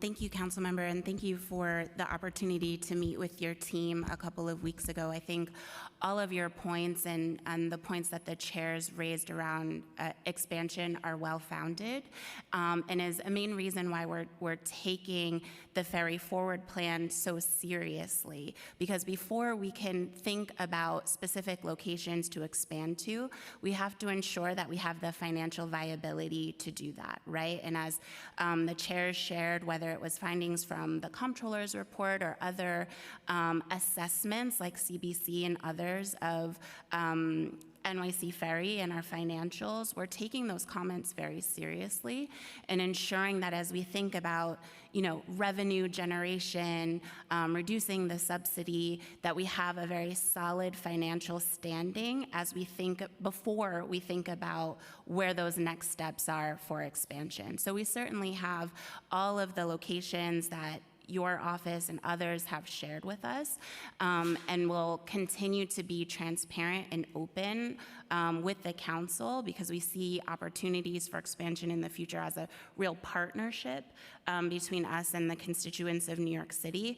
But I do want to sort of reinforce that before we have those sort of concrete plans that you're looking for, it's critical that we have that first step of the financial sustainability of NYC Ferry. No, absolutely, and I think that that's part of the reason why I was a little disheartened when it was like, well, that's not what we're doing right now. We're talking about what we currently have, and I'm like, I get that, but you can walk and chew gum at the same time, and sometimes that doesn't happen in government, and so just want to make sure that that is something that's being done currently. Like, how are we looking at the expansion? What does that look like? And even with like boat size, like I understand, the fleet, because that was one of the pushbacks that I got. It was like, oh, because of the boats and the bridge, and the boats are too big or whatever. And it's thinking about, even with the assembly member said, how are we diversifying the fleet, and what does that look like, and how are we making sure that it is, able to be available to as many people as possible. But another question I had was, what is taken in consideration when completing a feasibility studies? Because that was one of the things that I was told why when they were looking around expansion in the first round, there was a feasibility study that was done, and that is how my community got knocked off the list because of the feasibility study. So what is a feasibility study looks like? And is there a scoring rubric? Is there standard evaluations? And could that be provided to us to take a look at as well? Sure. So I can speak a little bit to the sort of planning process generally, and I think that might address some of the questions that you had. So when we've done planning studies in the past, we've looked at a couple of the key things we're looking at are: where do people live, where do they work, what are the existing transit modes, and would ferries provide a faster mode of transit for people who are going to work or school or accessing city services, things like that. So just as a starting point, that is one of the things we look at just to understand whether or not ferry is the right kind of solution, because as you know, the transportation system has lots of different pieces to it. In addition, we also look at physical constraints, so looking at whether or not there's the right depth of water for the standardized fleet that we do maintain, which is one of the things that helps us run an efficient system is having that standard fleet size. Do we have the right water depth? Are we in the right places in terms of the currents and tides? Do we have public sites that we have access to? It's important that the city has access to different sites to be able to build a ferry landing if we were going to. And then there's a lot of other conditions that are really built in that come with operational expertise. We lean on working with private operators to weigh in and think about things like that. So there's really a broad array of things that we look at. It's not a single standard that says if you meet X criteria, that qualifies for a ferry landing, but it's really taken in total across the many different dimensions. Okay. I just have one more question. So another thing that I was told was that the ferry stop in my district in the West Bronx was not one of the reasons that it was knocked out from the feasibility study, because not enough local residents would use it. And to me, that actually didn't make sense, because I was like, well, did we speak to the residents? But also, too, we know I have Yankee Stadium in my district, and so I have hundreds of people traveling in my district during baseball season. And so I'm like, was that taken into consideration? So how are we looking at potential sustainable revenue on game days, and it's like a missed opportunity, where I know we would have people using this ferry, because I have hundreds and thousands of people who jam up traffic in my district, and this could help relieve some of those things. And so how's that taken into consideration as well? Sure. One of the things that we look at when we're looking at the broader transit network is what is the right tool and the right solution for each of our different challenges that we face. One of the things about ferries is that, compared to subways or even buses, sometimes it's not the highest capacity mode. We have 150 or 350 passenger vessels, and so that is, much smaller than a subway train. So subways in places like game day events and things like that are far more effective in moving big quantities of people. But it would help. I'm not saying that that would not be the main source of transportation, obviously, but it would help relieve the traffic, the congestion on the trains, and it would help. So it wouldn't just be the only mode of transportation. It would help relieve some of it. When we talk about the Bronx and having high asthma rates and these things, it would help relieve some of these things. I agree, and like I said, sort of very much appreciate the advocacy, because I think that it's important to understand the balance of these many different modes that we have. Certainly, as you're pointing out, it wouldn't be the only one, but those were just some of the limitations that we have faced in the past. Yeah, no, I would just say, I think when we're thinking about the next round and where we're going, we need to really be looking at communities that are suffering and that are transit deserts and often are left out of these conversations, because one of the things I've heard is ferries are for elites and things like that, and that's inappropriate, right? It's about transportation and making sure that people have options, and my community should have this option. Thank you. Thank you. Thank you so much for that, Councilmember Stevens. And I just want to add my voice to her. I think the next hearing that we have, we're looking forward to EDC coming with a plan of action on how do we reach the communities that need them most, the true transportation deserts, the communities that are Black and brown. So that is something that in the next hearing, we're looking for an action plan. And if you can send it beforehand, that's even better. But that's the conversation that we should be working towards at this point. Next, we will hear from Councilmember Williams. Thank you, Chairs. Hello. I wanted to revisit something that Chair Brooks Powers actually brought up about the comptroller's audit. I know you mentioned that you were just honoring the contract or the agreement, and so I just kind of wanted to know, were there any additional services that were provided for the additional $12 million that was paid out? So going back to the audit and some of the responses that we talked about, we disagreed with how the comptroller characterized the amount that you're talking about, the $12 million, things that were said to be overpaid. We believe that we paid the right amount for the services that we got. One example that was brought up that's reflected in the audit report was the operational choice that EDC makes to run certain boats at certain times.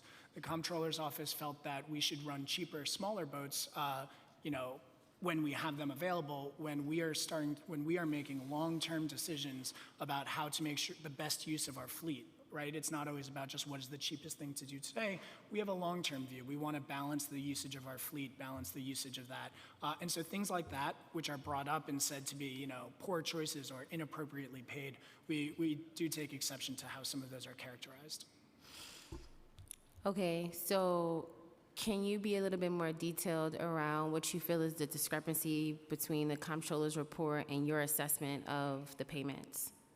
Yeah, I mean, and you just made the one example about how he felt that you should have different types of fleets and the cadence of the fleet. So do you have other examples that you can detail for us in terms of your viewpoint of the payments versus the comptroller's viewpoints, and how you reconcile the differences?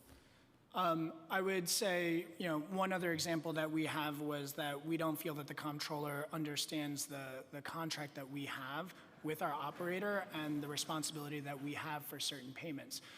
So for example, when we implement fare discount policies, we have certain payments that are associated with that. The comptroller's office did not feel that we should have to do that, but that is not how our contract works. I would point you to, for more specifics, I would actually say that the letter that we've included in the appendix of the audit is probably the most specific and clear place.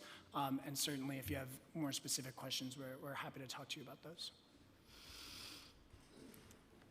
How long is the agreement? When is the agreement over? Our current agreement ends in September of next year, and so we're currently in a procurement process that we expect to wrap up by around spring of next year so that we have time, if needed, to transition services. Okay, so outside of the discrepancies, is it fair, are you guys thinking about ways to reduce costs? Because maybe your sort of plan for the ferry system versus the comptroller's plan, I know you said he doesn't understand the ferry service, but I'm just trying to assess whether or not you are looking at his audit, because the purpose of his office is to audit and to provide better government efficiency. And so while he is not running the ferry service, I do hope that the audit is being looked at as a way to negotiate a better contract in the future. Sure. I think that I certainly don't want to be misunderstood. We appreciate and value the role that the comptroller has and the auditing that was done. It was a 2-year, fairly extensive process, and there are a lot of things that are part of the Ferry Forward plan that are specifically referencing and reacting to parts of that.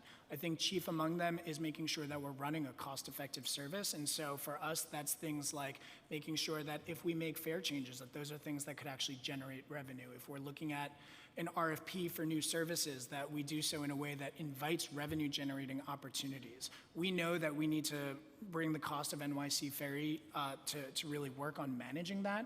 And so for us, that's been a real centerpiece as we've gone into this new administration and as we are focused forward. So the other thing, the comptroller had concerns around sort of being able to see some of the costs. We understood that, had a healthy discussion about it, and now you can see as part of the edc.nyc, there's a financial disclosure section. There's a whole page on NYC Ferry that it goes all the way back to fiscal 18 that shows line by line where the money that is part of NYC Ferry is going. So we certainly take his role seriously and value the input that was provided. Okay, and you mentioned the Ferry Forward service. And so I know that there was a shuttle pilot, the Rockaway Rocket, that operated in the summer weekends, and I guess the goal of this was to divert some of the recreational travelers. But just wanted to understand what the real incentive is, because the recreational travelers are paying twice the price. And so why would I, as a recreational user, use this particular service if I can just use the regular ferry service for $4? Yeah, absolutely. So the Rockaway Rocket is an exciting pilot that we did this year, which is the first time we've sort of played around with fares or with services. And it's really our interest in being innovative and understanding what role NYC Ferry can play in different situations. A couple of things I wanted to just bring your attention to as part of this is that, first of all, we did not reduce the existing Rockaway service. So anyone who is using the existing service at $275, that was available. There was no reduction in service. That was part of the pilot. What we did do was we added one more boat, but this one charged $8 a ride. There was a premium on this service, and we offered what we called the premium product, was reserving a seat. For some people, their interest in having a specific reserved seat had value, and we wanted to see what that was like, because we think if people are willing to spend more for something like a reserved seat, we should find ways to generate that revenue as part of the system. This goes to our interest in making sure that NYC Ferry is operating in a cost-sustainable way. Did you yield good results from the pilot? Yeah, we did. We had about 16,000 riders who took that service in just, I think it was 6 weekends, I will find out. I think it was 6 weekends worth of service. And so for that kind of ridership, selling out vessels along the way, making sure people were riding it, I certainly heard from people I spoke to and Rockaway riders that they were really excited to be able to make use of it. Awesome. So I think as you all pilot programs with your new Ferry Forward and perhaps look at better ways to reduce pricing for other vendors, perhaps we can use recouped money to expand the ferry service that so many of my colleagues have been talking about today. So thank you for answering my questions. Thank you for that. I do also just want to correct, I'm sorry, I misspoke. It was 8 weekends worth of service. Pardon me. Just want to acknowledge Councilmember Rafael Salamanca, who has joined us. And I want to ask a quick question. Councilmember Julie Wan was present, but she had to run into another hearing. And I just want to ask two short questions on her behalf. Queensbridge House's waterfront access and or a ferry landing potentiality right now. When the stops were drafted, the current map goes from Astoria to Roosevelt Island to Long Island City, or vice versa, depending on how you're traveling. So have we looked at a stop in between for where Queensbridge Houses is, despite the distance? Because I do understand that it's a short distance, while the stops are being drafted. I'm going to ask if we can get back to her office on that. I want to check because I don't recall in the 2018-2019 study. So let me find out. That would be great. And then if you can also, with a follow-up, get back to us on, when I look at the map, I can see it's a short distance, right? So maybe that's why, and we'll get the better answer when you look into it. Have we looked at, especially now, since we're reframing how we want to get people onto our vessels and how we want to give people better access, looking at if there's a potentiality to have maybe from Queensbridge House's waterfront to Roosevelt Island, like a shuttle boat or something to bring people there? Because coming from the perspective of just, and I'm not great at math for everyone in this room, but just like looking at distance, it is a short stop and might add a lot of boats in the waterway at the same time. But could we look at a mitigant in between to maybe move NYCHA residents to Roosevelt Island or to Long Island City or Astoria, despite the 20-30 minute walk that they may have? So if you can get back to us on that answer, that'd be great too. Absolutely. And the next person we have up is Councilmember Aviles. Oops, excuse me. Hello, good morning, or afternoon, or whatever part of the day it is. Thank you, chairs, for this hearing and the opportunity to check in on these important issues. I'd like to follow up back on the issue of accessibility. As you know, I represent Sunset Park and Red Hook, obviously two very important sites here on this ferry service. One of the things that residents have noted, and certainly others, is the accessibility is the poor signage. In particular, highlighting the Sunset Park Brooklyn Army Terminal. However, I could also include Red Hook in that.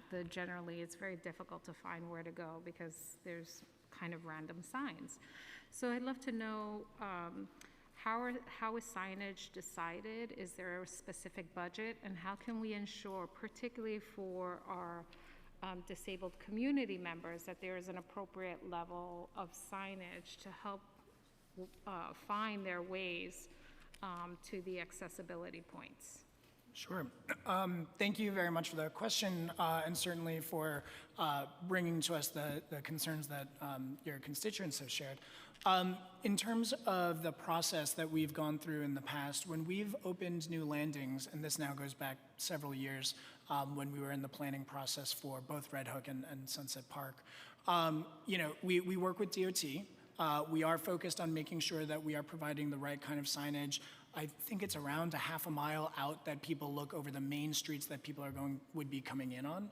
I also know that we had an open discussion because we specifically worked with DOT to establish a type of signage that was not for cars, but for people. And so the signs that we have are smaller. They're designed sort of at the eye height rather than being all the way up on the top of a sign as some other signage is placed. So that's the general process, was a conversation. I believe that those go through the PDC process when we go through as part of a signage plan when we open a new landing. So that's the general process that's included. So in terms of, okay, so you went through the plan, and I guess we're noting some deficits with that plan. What is the process now to get those corrections in signage, and what's the time frame to make those corrections? If there are, you started to raise, I think, certain specific areas and concerns, and so we're definitely interested in working with your office to understand what those are. We would have to go through a similar process of, working with DOT and others, but first and foremost, we'd want to understand sort of what the gaps are that are being flagged. Great.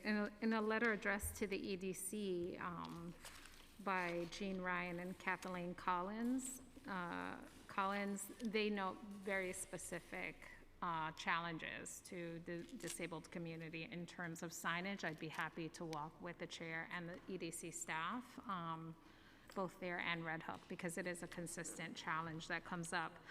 Just shifting from signage, in terms of, again, and in the vein of accessibility, there's also been a notation around the lack of wheelchair restraints on the actual ferry boats, including some maybe in the front but not in the back.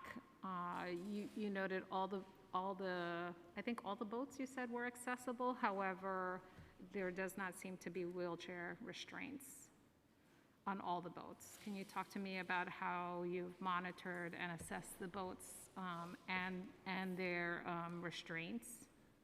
Yeah, I think that you're talking about the vessel tie downs or the wheelchair tie downs. Yes. And all of our vessels do have the wheelchair tie downs points. I think there's an ongoing conversation about the very specific type of them, and so I'd like to get back to your office on some of the specifics because I don't have all of those off the top of my head.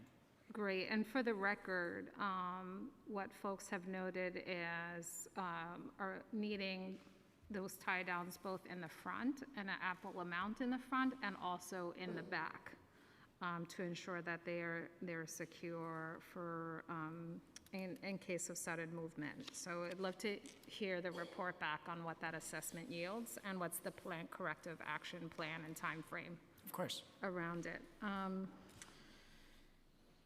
I think with that there's, excuse me, one other question before I run out of time. Oh, jeez. I ran out of time. Chair of you. Okay, thank you so much. In terms of the workforce development piece, you note in your testimony, New York City Ferry employs over 460 people. I would love to know how many of those people come from my district. I can happy to provide zip codes, and also would love to hear more about what is the expansion and targeting plan to make sure that communities, obviously, that are in most need of workforce opportunities are able to take advantage of that and ensure that there is an appropriate pipeline into those jobs. Yeah, absolutely. We will follow up in terms of any specific stats, but I do want to say that in going through the preparation for our current procurement, it's been a good and honest moment for us to reflect on what works, what we can do better on in terms of workforce development, focusing on Hire NYC, focusing on the pipelines with all of the different schools in the area, whether it's high schools or colleges or other locations. So we really want to make sure that we are an opportunity for people to get into the maritime industry, which does hold a lot of really solid paying jobs. Absolutely. So I look forward to receiving the information and seeing how our schools are engaged in that and the plans, and also not only a reporting on the number of jobs that are currently held, but certainly any how you retain, right, folks from our community. I think that is also an important indicator that we want to closely track. So thank you. Of course. And I will also clarify, we were just discussing, pardon me, I don't know that the signage is a PDC thing, but it is something that we do plan and work with DOT on. So I will follow up with you in general on that. Great, thank you. Thank you. Next, we'll hear from Councilmember Ressler. Thank you very much, Madam Chairs. And I just want to say I really appreciate you both having this hearing today, and I'm so happy that we are centering Soundview and the Rockaways in a conversation about our waterways. I think that's really important. So thank you to you both for your leadership here. And I really want to express my most enthusiastic support for Chair Farias's bill. It is critically needed, and I'll tell you, in my district, I've got, we've seen a major expansion of the Harbor School on Governor's Island. I've got kids who live in Brooklyn on the waterfront who can't get a reduced price ferry that would take them directly from Brooklyn to Governor's Island, so they have to go to Manhattan to then get the separate ferry to go to Governor's Island, wasting hours every week. It's absurd. I've contacted the DOE, I don't know how many dozens of times. They barely respond, ever, to anything, even though the DOE had have somebody who works there who sponsored legislation to this effect last year. We still don't get a response on it. So sometimes legislating is the only way to get to a solution. And I really appreciate your bill, and I strongly support it, and we're going to push it forward. I'm disappointed by your response today, frankly, and would have expected a more enthusiastic support from EDC for this critically needed legislation. Our council district supposed to have 6 ferry landings, but for the last 16 months, we've been with only 5 because the folks in Greenpoint have been without ferry service. I've been consistently disappointed with EDC's approach, and even more disappointed with Lendlease, the developer that owns this private pier. There is just no world in which we should have privately owned mass transit infrastructure. And if we want the ferry to be a reliable, accessible form of mass transit for New Yorkers to be able to depend on, then we need to own the infrastructure ourselves. I strongly believe that if the city owned the Greenpoint Ferry Pier, we would have had service a year ago today. We have been wrongly without service for all of this time, and we have thousands upon thousands of people who live on the Greenpoint waterfront who have a mile walk to the train station and have no way to get to work via the ferry. And I got a letter this week from EDC claiming that service may be restored as soon as the end of October, early November. Is that still your current timeline?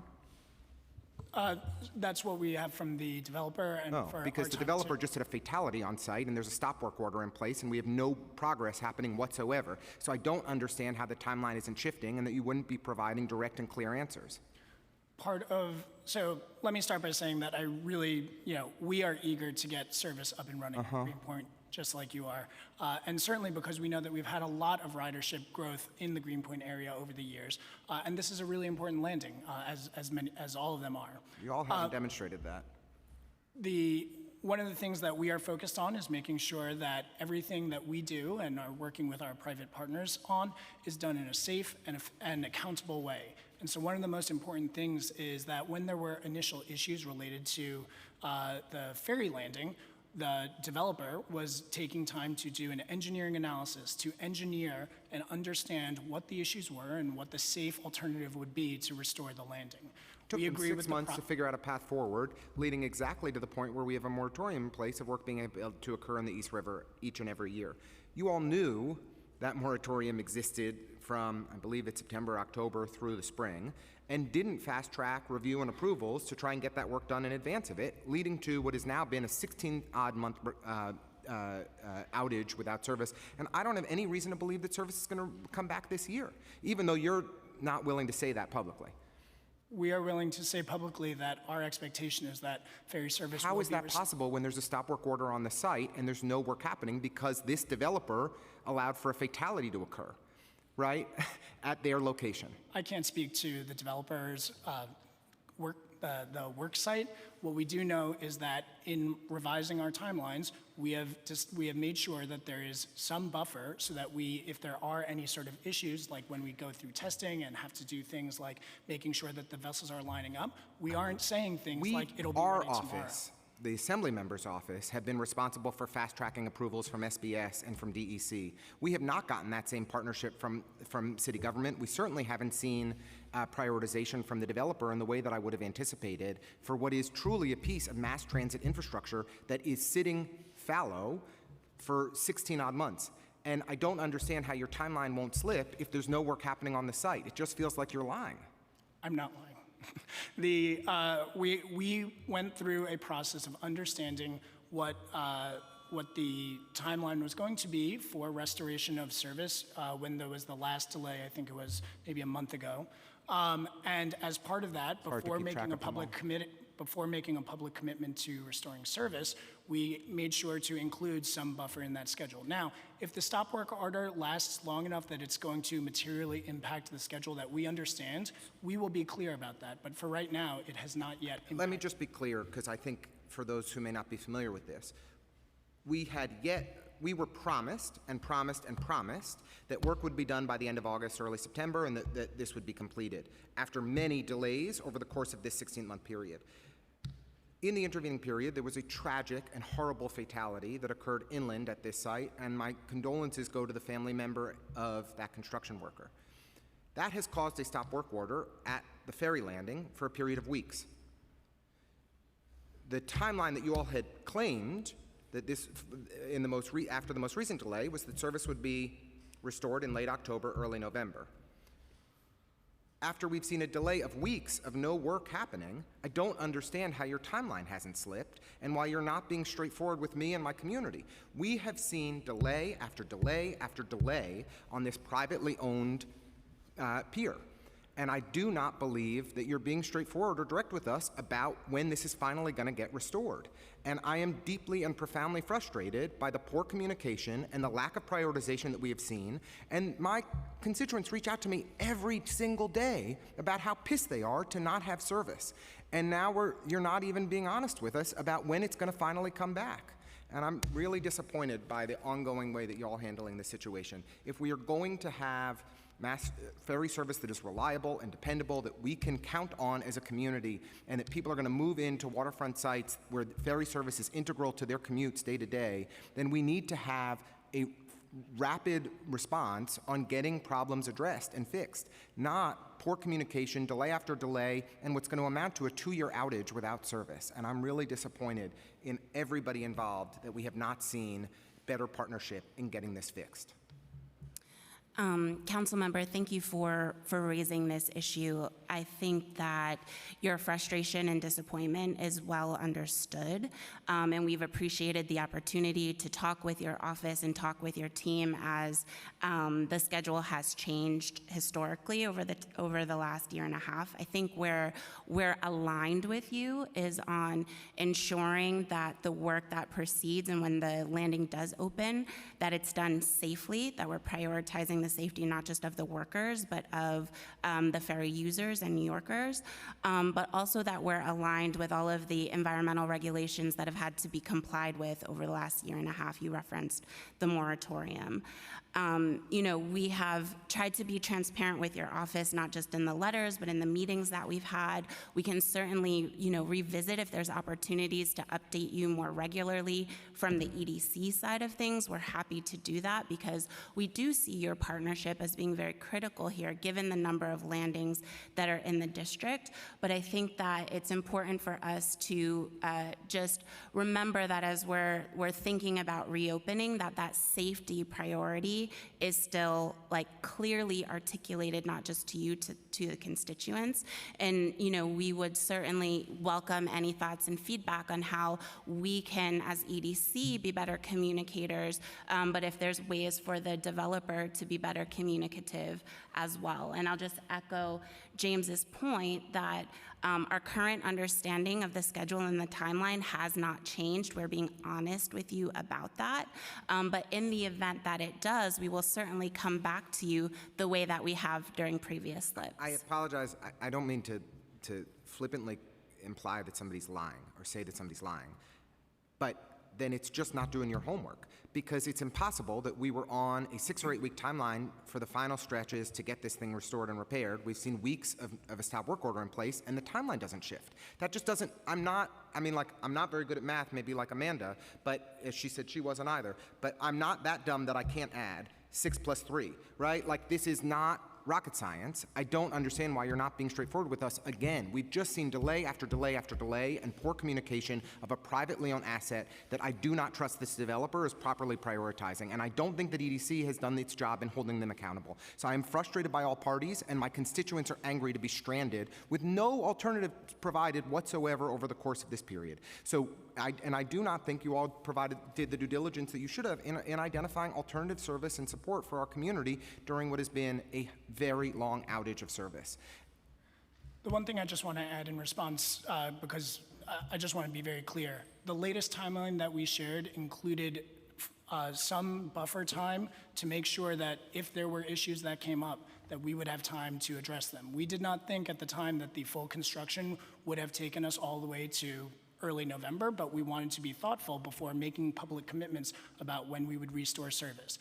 If that amount of buffer time that we have for any issue that comes up, as the one that you mentioned, exceeds our ability to do that, we will share that. But at this juncture, we look do not forward to hearing more, but as far as I know, the stop work order hasn't been lifted and no work is happening at the site. So it's very hard for me to understand. I don't mean to beat a dead horse here. It just doesn't make any sense. And I don't appreciate that it feels like we're getting the ball hidden one more time. So eventually, maybe the ferry will come back to Greenpoint. Thank you. Thank you so much. And I think offline, I'd love to actually engage in the conversation a bit more about what Councilmember Ressler is discussing that's happening in Greenpoint. They have been out of service for a really long time. And if I could be of any assistance to my colleague, please call on me. Next up is Councilmember Salamanca. Thank you, Madam Chair. Good afternoon. Now that Soundview and Rockaway is getting all the love, right, with these docks, I want to ask some questions about how can the Hunts Point community benefit from getting these ferries in Hunts Point. We have the world's largest markets. EDC is the landlord in Hunts Point, and the business community and my residents are eagerly interested in getting a dock in Hunts Point. How do we make that a reality? Sure. So certainly, Hunts Point is very important to EDC, to the city. We've done a lot of work and have a lot of value to the community and to the area. That means a lot. In terms of ferry service specifically, we've shared that as part of Ferry Forward, the most important thing that we are doing is to commit to making sure that these new policies are put in place to help manage costs, to help make sure that NYC Ferry remains accessible to all of our riders. And so really right now, our focus is on doing just that, ensuring that this RFP, this procurement is going through and that we are putting our attention in the right place. So at the moment, we're not exploring expansion, but as always, we're appreciative of Council's advocacy and would love to, have a conversation offline to better understand some of the ideas.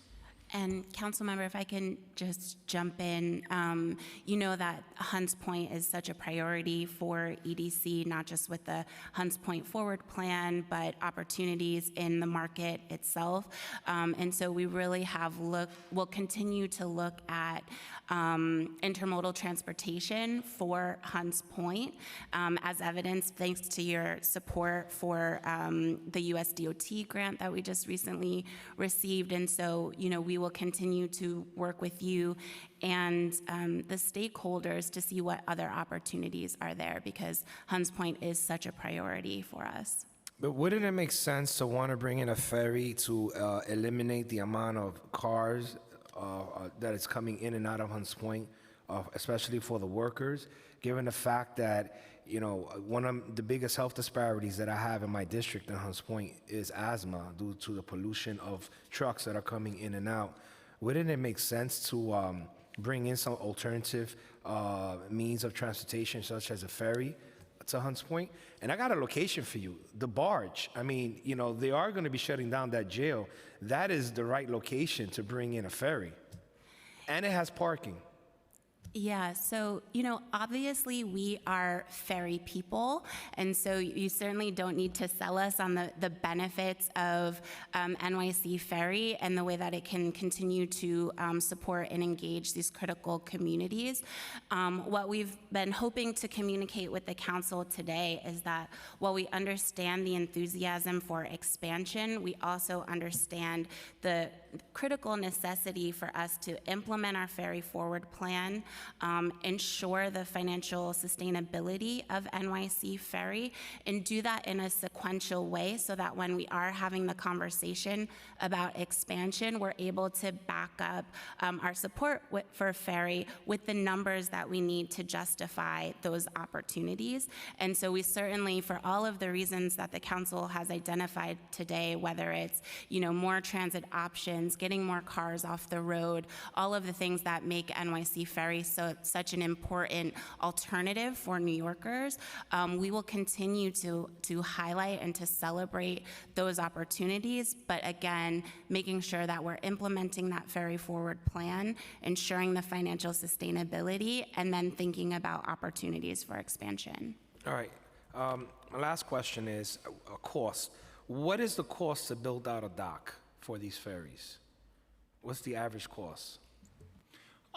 So the landings do range. It really has to do a lot with where a landing is located. Is there existing infrastructure? Is there a pier? Is it in deep water? Do you need to do something like dredging? So there's a big range of these costs. On average, the vast majority of our landings have come in around the $10 million mark, but it really does go above. Say that again, how much? Around 10. Okay. But it really does, there are many examples above and below, because if there are, for example, upland conditions, if you need to do a lot of trenching or electrical or things like that, they can really drive prices very quickly. So 10 is a sort of like working number that we think about, but that is without any of the major constraints that you could find in, as you can imagine, New York's waters. All right. Well, I want to thank you, Madam Chair, for the opportunity. Just so EDC knows, you have a partner here. You are the biggest landlord in Hunts Point, and the only way we're going to thrive and get, and bring resources is by working together. I will not let this go. I'm going to continue to ask for a ferry in Hunts Point. I think it's the right thing to do, and it will help eliminate the amount of vehicles that are coming in and out of the Hunts Point community. Thank you again for your presentation. Thank you, Madam Chair. Thank you.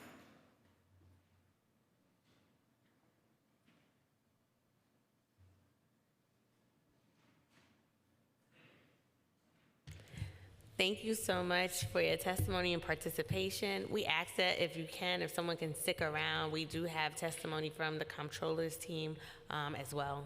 Thank you. Thank you so much. Thank you. Okay, before we turn to other public testimony, we'll next hear from representatives of the New York City Comptroller, Mara Hayes Chaffee and Sindhu Bharadwaj.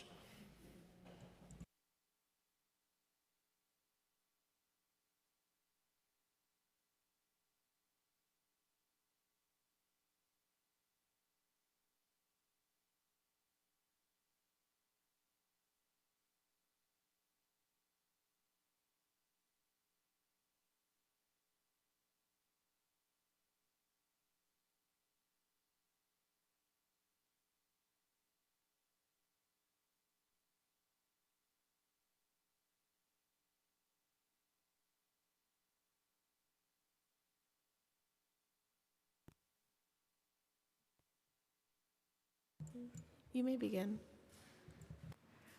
Good afternoon, and thank you to Chairs Brooks Powers and Various and the entire Transportation and Economic Development Committees for the opportunity to testify on behalf of the New York City Comptroller, Brad Lander. My name is Maura Hayes Chafe, Deputy Comptroller for Audit. I am here to testify regarding the audit of the Economic Development Corporation's administration of the New York City ferry operation, which was issued this summer. I am also joined by my colleague, Sindhu Bharadwaj, Senior Policy Analyst for Transportation, Sanitation, and Infrastructure, who will address policy considerations. By way of background, EDC entered into an agreement with Hornblower to operate the ferry system on February 12, 2016. The initial period of the agreement ran from May 1, 2017 to April 30th, 2023, and was extended for a further 5 months through September 30th, 2023 in December of 2021. This agreement was supplemented by a series of additional agreements and various forms of official correspondence which governed, among other things, the acquisition of vessels, early termination and early activation of agreements to operate the East River route, revenue sharing with the operator, and various other matters.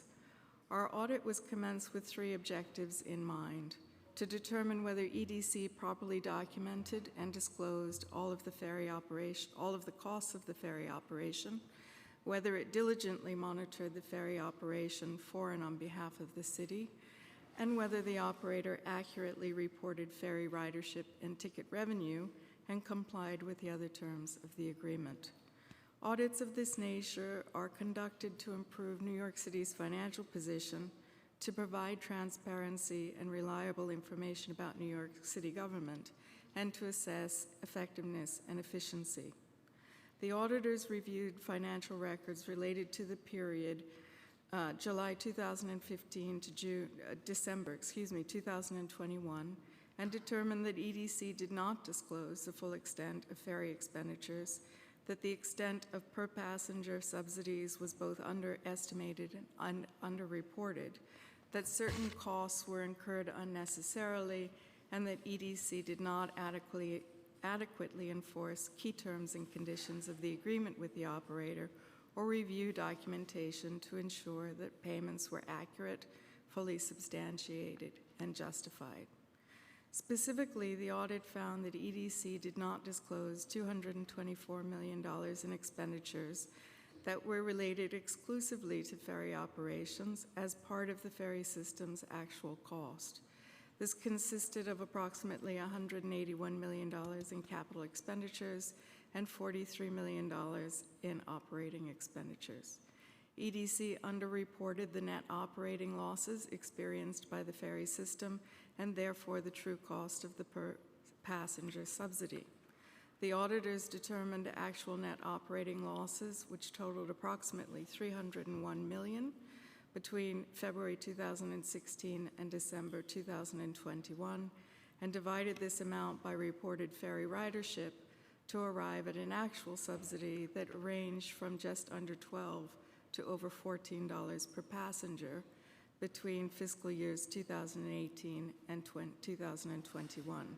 This is roughly double the projected subsidy of $6.60 per passenger, and between $2 and $4 more than the reported subsidy levels between fiscal years 2018 and 2021. The variance is due in part to EDC's exclusion of landing maintenance costs, certain personnel expenses, and depreciation expenses from its calculations. The auditors identified $66 million in unnecessary expenses, including an estimated $34 million in questionable vessel acquisition costs, $24 million associated with the early termination of Billy Bay's operation of the East River route, $3 million in unnecessary vessel service hour payments, $4 million in inappropriate fare policy payments, and $1 million in excessive home port reimbursement to the operator. The auditors found that EDC did not adequately plan for expiration of the current agreement with Hornblower, and as a result extended the current term of the contract rather than expeditiously issuing a new RFP.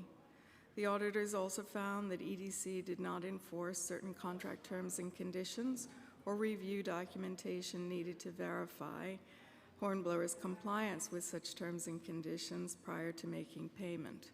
Findings in this category include $3 million in unsubstantiated East River early activation payments, over $330,000 in unjustified incentive payments, and a further $540,000 in unwarranted startup milestone payments. EDC did not ensure that all insurance requirements were met, did not enforce ferry and shuttle bus trip reporting requirements, or adequately review invoices and service requests prior to authorization, and payment. The audit made 11 recommendations to address the findings. EDC agreed with 2 of the recommendations, partially agreed with 3, disagreed with 4, and stated that it was already in compliance with 2 of the recommendations. EDC agreed in response to the audit to expeditiously initiate an open competitive bidding process to procure and select a succeeding operator at the minimum reasonable cost, and we are pleased to note that the RFP has since been issued. EDC also agreed to establish a protocol to ensure that on and off counts match, to account for gaps and missing ticket numbers, and to conduct continuous reviews to ensure the accuracy of reported ticket revenue. EDC partially agreed with the recommendation to disclose all ferry-related expenditures in its financial statements, although it agreed to increase transparency by finding another mechanism for reporting all expenses. EDC declined to include such expenses in its financial statements. EDC partially agreed with the recommendation to use true net operating losses in calculating the subsidy, but reiterated its intention not to include depreciation expenses in such calculations. EDC partially agreed with the recommendation to enforce certain terms and conditions, such as meeting insurance and ferry and shuttle trip reporting requirements, but it refused to revisit payments or documentation related to early activation. EDC also declined to consider several recommendations, including the recommendation that it recoup approximately $12 million from Hornblower for overpayments identified in the audit. We believe the audit and its recommendations have the potential to improve transparency, promote integrity, strengthen trust, and identify opportunities for improvement, and it is to be hoped that EDC will ultimately hold Hornblower and any successor operator accountable for all contract terms and conditions and improve its fiscal oversight over the ferry operation. We encourage EDC to revisit each of the recommendations and to reconsider implementation across the board.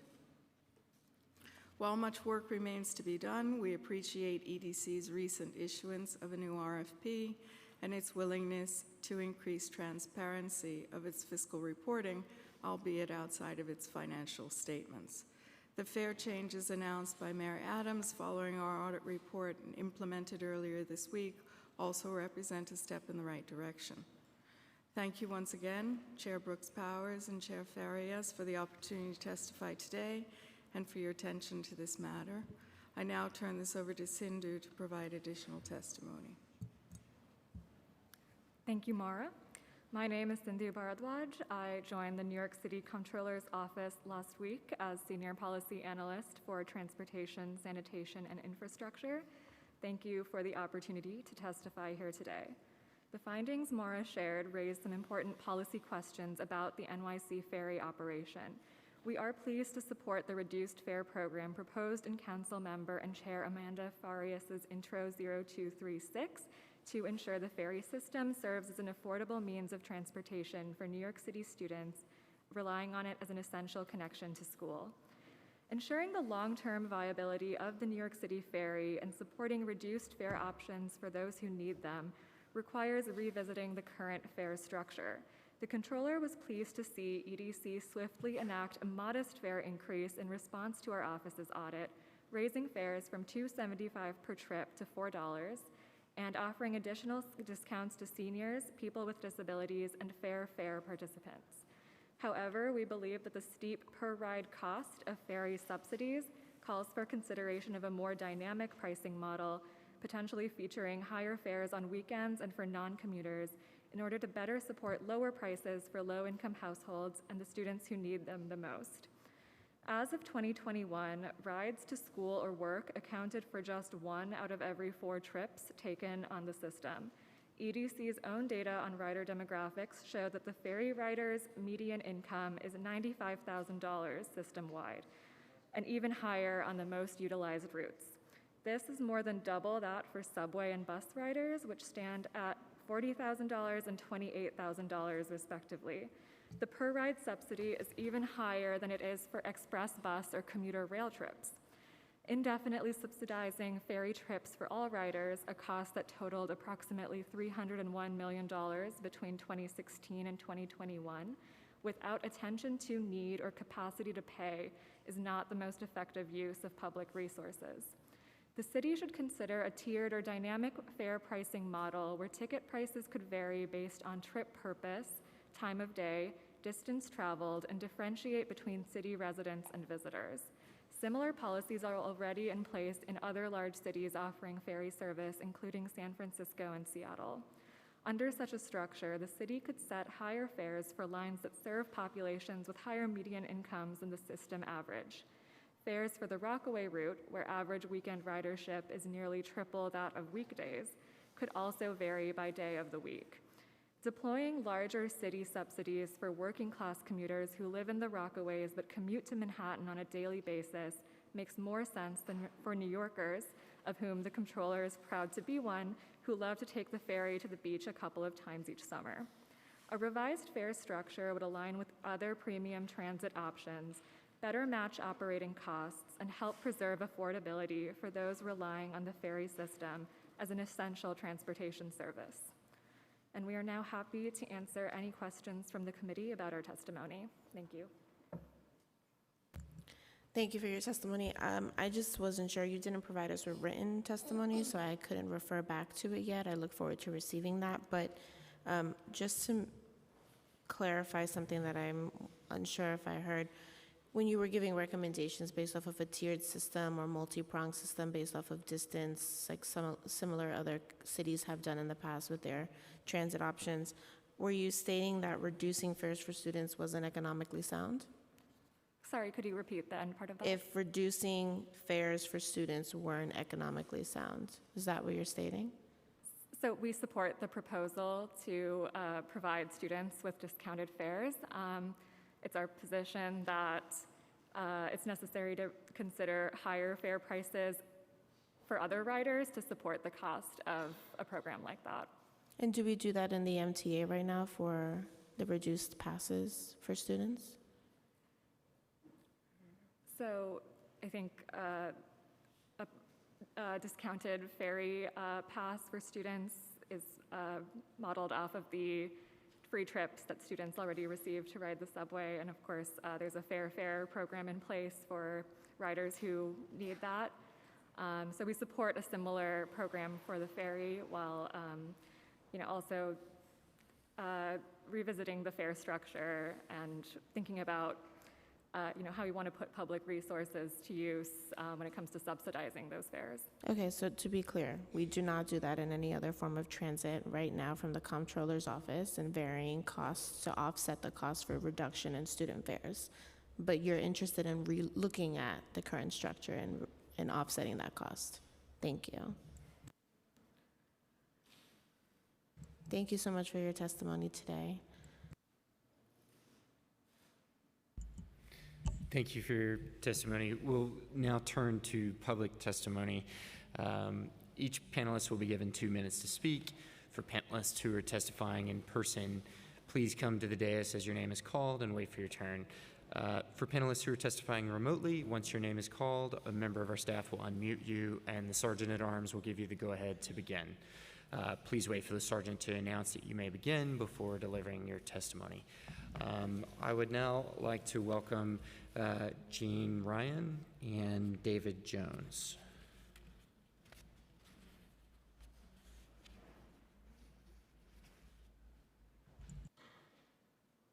Over here? Anywhere? Okay, thank you.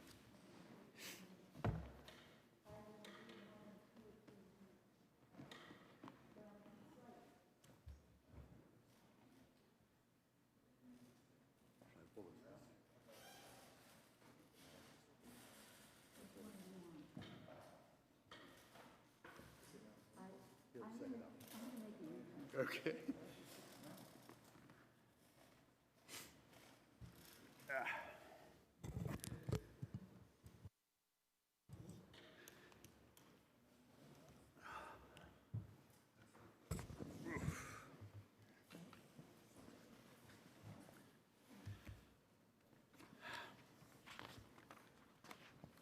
Can I start?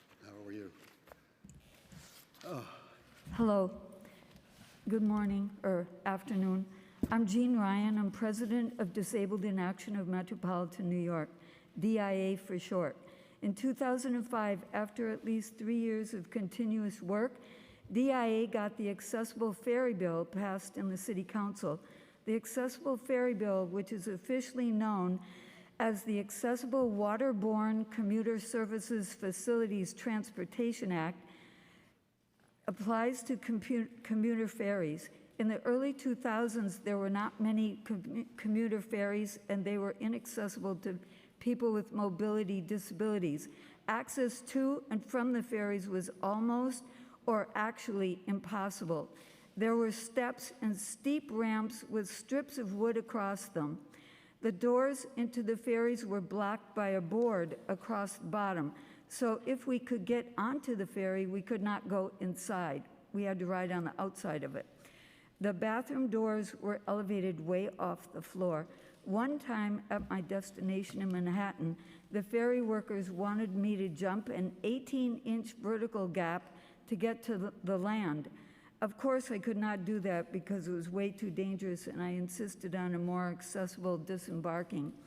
The ferry bill was supposed to change all that, but it took time and is still taking time to reach full accessibility, even though the deadlines in the law are long past. What are the problems? There are two main ones: accessibility and safety.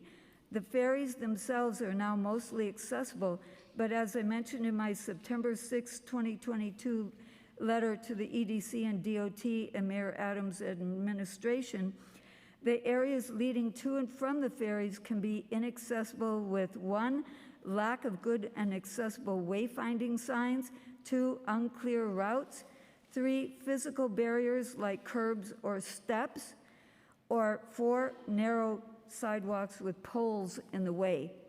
How can you take the ferry if you can't get to it, or if you can't leave the immediate area and are immediately lost? I need more time. Or if you encounter stairs, has the EDC or DOT done an accessibility assessment of the New York City ferries as well as the piers, floating docks, ticketing areas, and immediate area that leads NYC ferry users to and from the ferries? For example, Brooklyn Army Terminal has many inaccessible elements, such as I just mentioned in the 4 points above, including steps. Has the Brooklyn Army Terminal area been assessed for accessibility as required by law? Have other areas near other NYC ferry landings also been assessed for accessibility? The law requires an expert assessment and a plan for accessibility. The safety is another big issue. The ferry bill requires a 4-point securement of passengers in wheelchairs.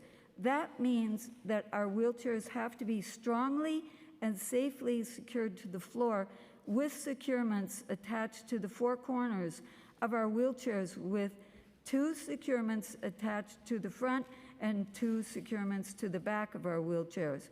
Now, as I pointed out to the EDC in a Teams meeting on June 17th, 2021, and in a letter to the EDC and DOT on September 6, 2022, there are only 2 securements for the front of our wheelchairs, and that is insufficient to secure us. It won't hold us at all. We could slide and slip all over the place.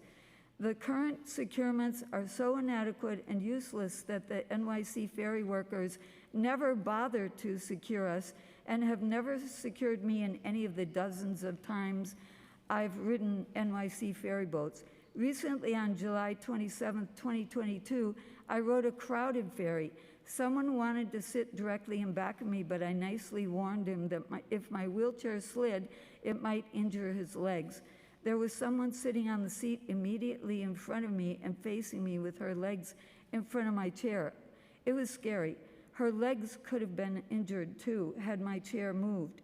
This is a huge safety issue. DIA knows someone who was badly injured in a ferry accident.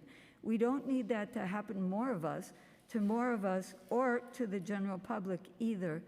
I wonder if the ferries should be administered by a separate division of ferries, or if they should exclusively be placed under the DOT and not be part of the EDC. Is one of the problems that there is no clear oversight of the ferries, and the land part of them is responsibility divided up between the two agencies? Is there informal oversight that is insufficient? Whatever is decided, it should not be a political decision and should be based on safety and accessibility. I've heard complaints that not many people use the NYC ferries. I know it has been a good thing for me because it gives me freedom to come and go when I am ready, and I do not have to book an access ride trip the day before and try to guess when I will be finished with my meetings, seeing my friends, or doing something else. I can leave when it's convenient for me, but from what I have seen, there's very little signage advertising where the ferry is located. For example, on 2nd Avenue in Sunset Park, I've been there hundreds of times on 2nd Avenue. The Brooklyn Army Terminal has 0 signs on 2nd Avenue telling people there is a ferry and how to get to it. If signage were improved, people would probably be more likely to try out the ferry and not have any trouble locating it. DIA looks forward to a day when the NYC ferries will be fully accessible and safe. We look forward to good accessibility and good signage at every stop for the ferries. Thank you for the opportunity to speak.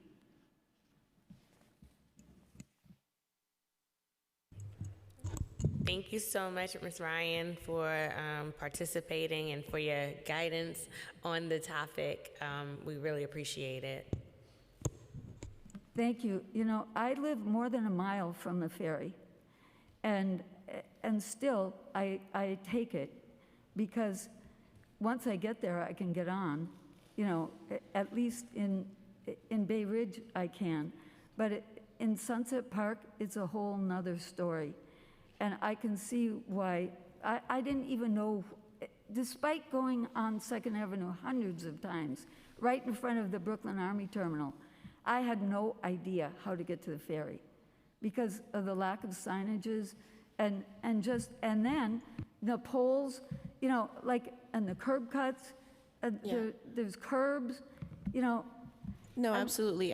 Thank you for bringing this up in your testimony.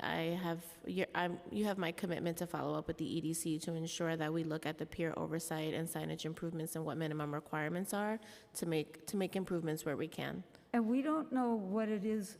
I mean, there are many stops, and I've only been to 4 of them, or 4 or 5. So, you know, it might be similar in other places too. Thank you, Ms. Ryan. Thank you. Next, we will hear from David Jones. Thank you to the committee. I'm David Jones. I'm president of the Community Service Society and a board member of the MTA for the last 6 years. I'm coming to you based on work we've done and research we've done that originally started almost 6 years ago, where we looked into the affordability of transit in the city of New York, discovering that for low-income people, nearly 34% were unable to meet the basic costs of transportation of all sorts in the city of New York. That led, it wasn't equal opportunity.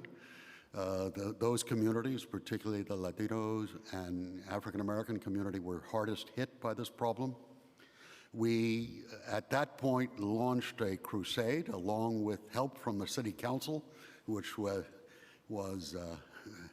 ended up to be the critical part, the program called Fair Fares.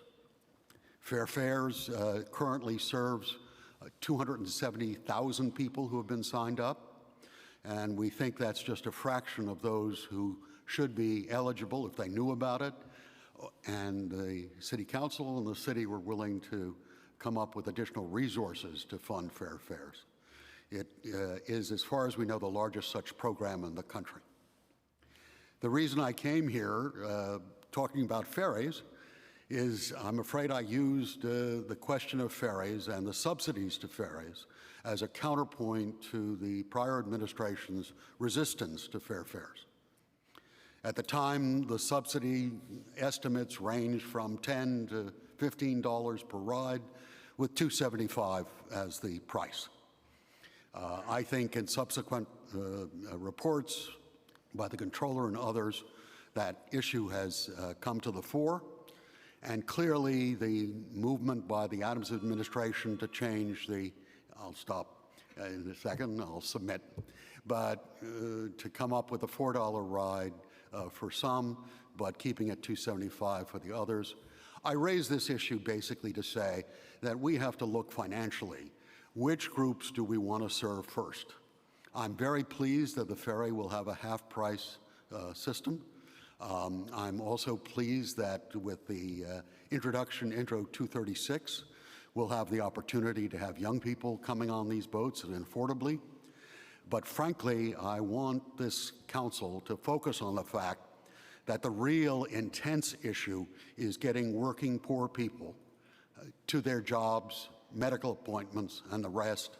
I do love ferries. I've taken my grandchild on it. I think it's wonderful, but I want it to be cost effective. I do not want it to be a drain on the city's coffers, and I want our money to go where the urgent crisis is, and that's working poor people who can't afford the transportation they need. I'll stop. Thank you for letting me go over. Thank you. Okay, next we will hear from Sean Campion. Time starts now.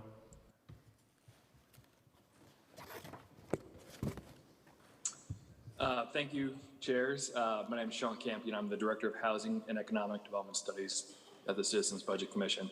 I'll give some highlights of our full testimony, which we submitted and is online on our website. CBC's research has documented that New York City Ferry is highly subsidized, both relative to other transit systems and to other ferries in other cities. And the subsidy is high for two reasons. It's low fares and it's high cost routes, many of which have low ridership. And EDC has taken some welcome steps to reducing the subsidy in recent years, including reducing service on redundant and low ridership routes at the start of the pandemic, and increasing one-trip fares to $4 as part of Ferry Forward. While they might modestly improve the ferry's financial footing, we think that they didn't go far enough towards reducing the need for costly subsidies. And to reduce the subsidy further, CBC has called on the EDC to eliminate its lowest ridership and most subsidized routes, avoid money-losing expansions, target subsidies to those in greatest need of affordable transit options, and increase fares for other riders to match those of comparable premium transit services like the MTA's express bus service, which charges $6.75 a trip. I'll note we also support the EDC's decision to increase transparency to its finances. We think they should also include debt service on city capital spending on the ferry system. And I also want to note that reducing the ferry subsidy is vitally important to ensuring the EDC can fulfill its core economic development mission. Before the pandemic in 2019, fare revenues covered just 20% of the ferry's operating costs.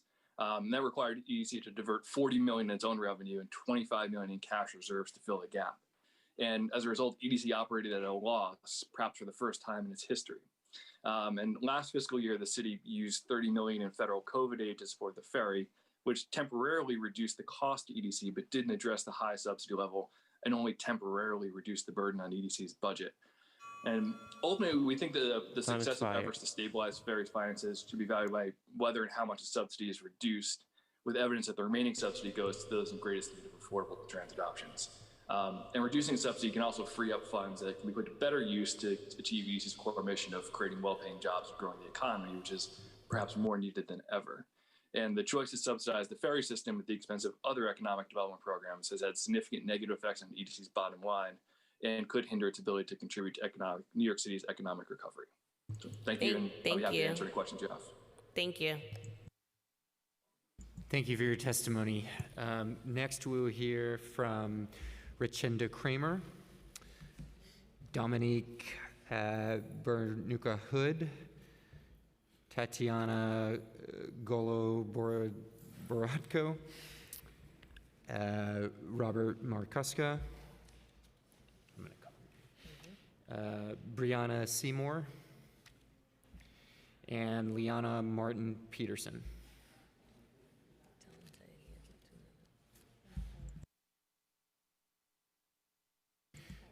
And if panelists can do their best to adhere to the 2-minute timer. Thanks.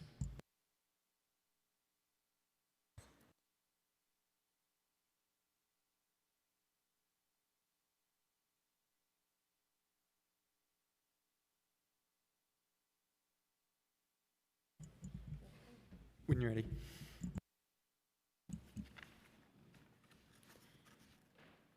My name's Richenda Kramer. I live on Staten Island, and I've been part of the Ferry Riders Committee for the last 15 years or so. The fast ferry is something we've wanted for a long time and are delighted to have. Ridership is growing and would probably increase faster with ferry terminals that were friendlier to passengers, with easier access by bus or car, a posted schedule, a quicker way to buy tickets, and some way to get help. The 40th Street Terminal is a perfect example of a desert, really. Fortunately, there's somebody in the Hoboken, for the Hoboken ferries, who is able to direct one to finding the right place you're supposed to be going. The cost of public transportation is enormous, but the value of it far outbalances the cost. And I think a better way, the costs could be improved, as we heard about all the problems with EDC that they were minimizing, that millions of dollars are wasted by accepting incorrect and inadequate services and equipment. The New York Times had an article that, pointing out that they had accepted a fleet of one-end access catamarans instead of double access catamarans. The double access means back and front, like the DOT ferry, can go in and out. So a lot of time is wasted in the boats turning around, which uses more gas and takes more time.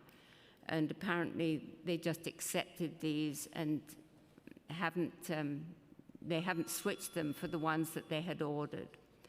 As one looks to the unending traffic on BQE and bridges and in Manhattan and Brooklyn, with the heavy toll in air quality, the move to ferries, especially fast ferries, is especially important now. Saving money by reducing service, as people are beginning to accept this form of transport and asking for more, is short-sighted and would be devastating for the limited attempts we're making to fend off climate change. When Fast Ferry to Staten Island started, its schedule was very close to the DOT ferry schedule, but Hornblower changed it so that it now runs about 14 minutes past the hour-and-a-half hour, which means at St. George, the Staten Island end, if one misses the DOT ferry, they have time to get to the fast ferry, which is happening with increasing frequency. This is more difficult at the two different locations in Manhattan, but would be possible if the Governor's Island slip, which the NYC ferries own and was adjusted for the catamarans, were used more frequently. In New York, our future is our waterways, not our roads. Thank you for your testimony.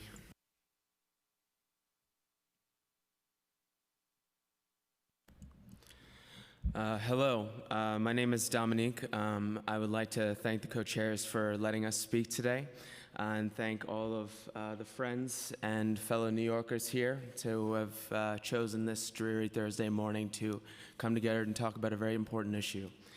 I am testifying on behalf of the St. George Civic Association's Ferry Riders Committee on Staten Island, a borough plagued by some of the longest commutes in the entire country.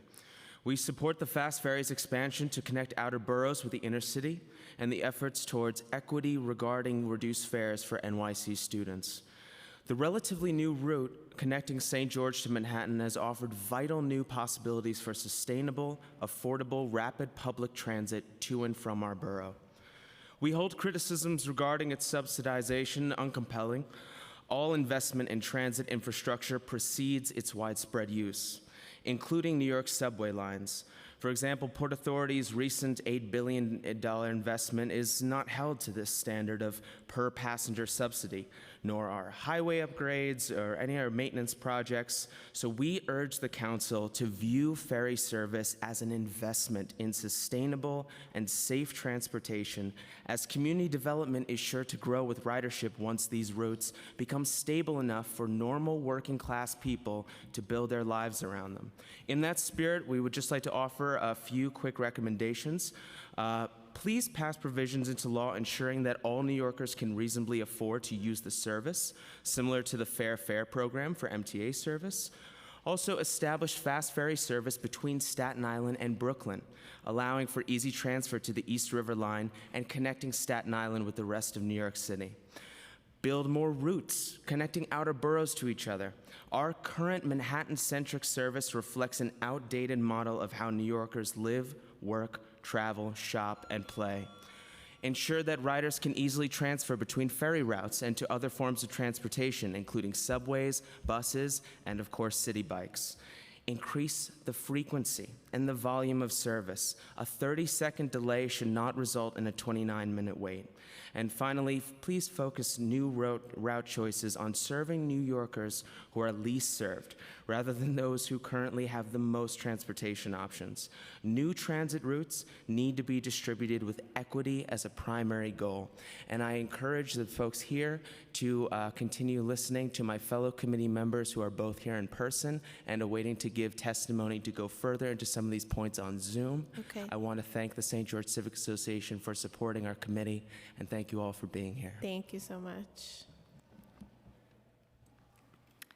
Thank you for this opportunity to speak. My name is Tatiana, and I'm speaking on behalf of a Harbor student and as a parent. So my major focus here is, of course, free ferries for students.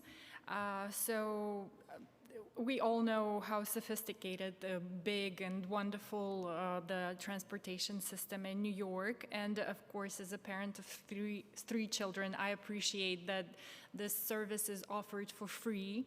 And I was very excited to learn when the ferry started, the ferry service, and it was very disappointing that our children were left outside of the system and not to be able to use it for free to get to schools.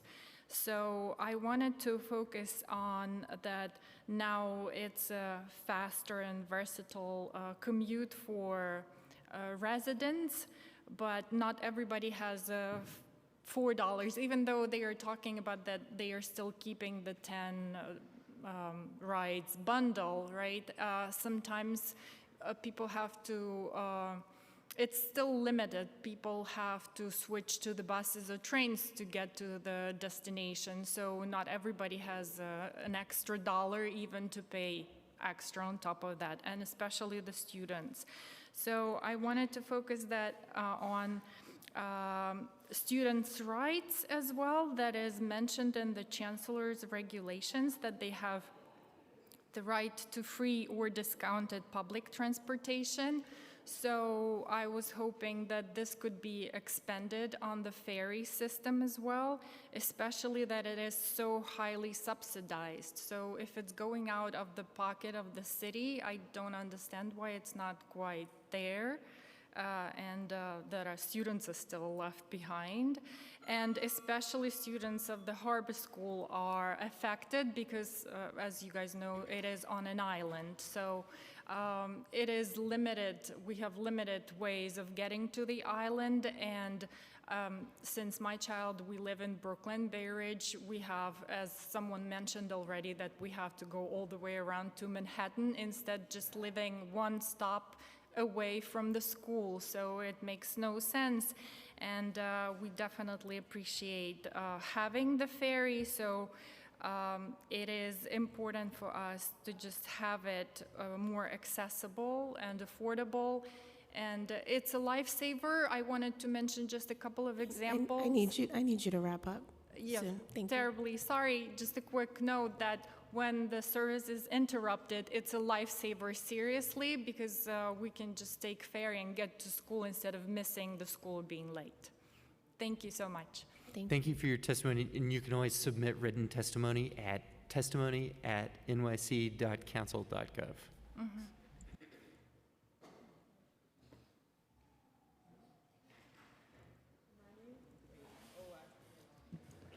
Sorry. My name is Liana Martin Peterson. I go to the New York Harbor School. This bill affects me because for some of my friends and myself, it's more efficient to take the ferry to get to school. As a high school student, I cannot afford to pay $8 to get to school, even if it gets me to school faster. At school, we're given student Metro cards, and this covers 3 rides every weekday for students. Why can't students get things like these for the NYC ferry? We don't need 3 rides a day either. Students could get access to a number of ferry rides depending on if they meet a specific criteria to get one. If this is something that would help students get to school faster, getting the cost taken care of by the city and the school, similar to Metro cards, would be beneficial in many ways. The ferry is faster and more accessible to the direct locations. Last year, my marine policy class took many trips to learn about the different marine sectors. Getting to the locations of these trips was more efficient when we traveled by ferry. However, we had to seek funding for these trips, and they would cost around $100 to get a small group of kids to each location. The ferry ride was about 15 minutes, whereas if we were to take train, it would take an hour and a half. Being able to take these ferries furthers my education, and reasonable access for other students would help further their education too. Thank you for your time and consideration. Thank you.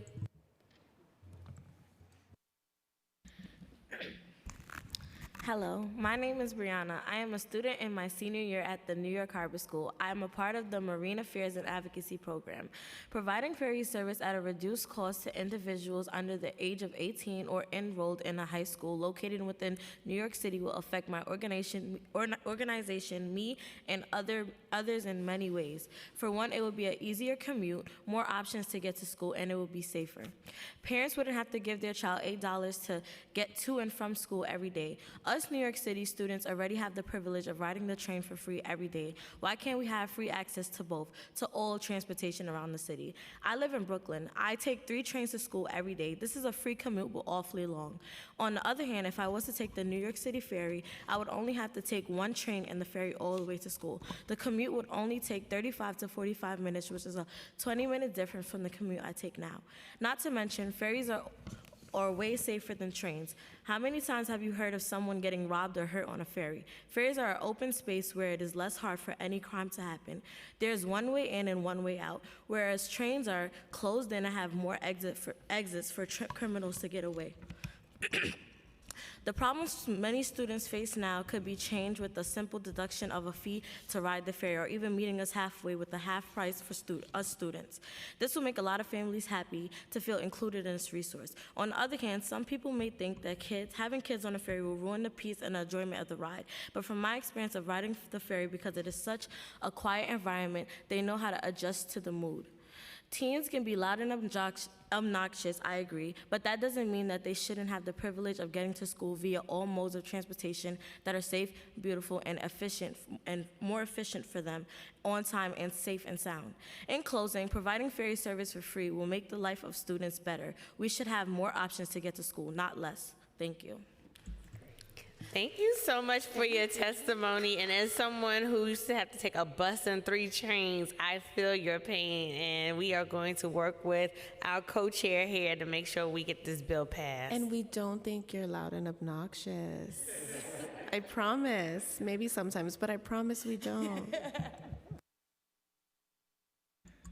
Hi, everybody. My name is Robert Markuski. I am these lovely students' instructor for Marine Affairs, Policy, and Advocacy. I think I just want to start off, but I heard something the EDC say. They said offering this half-reduced fare to students would be an administrative burden.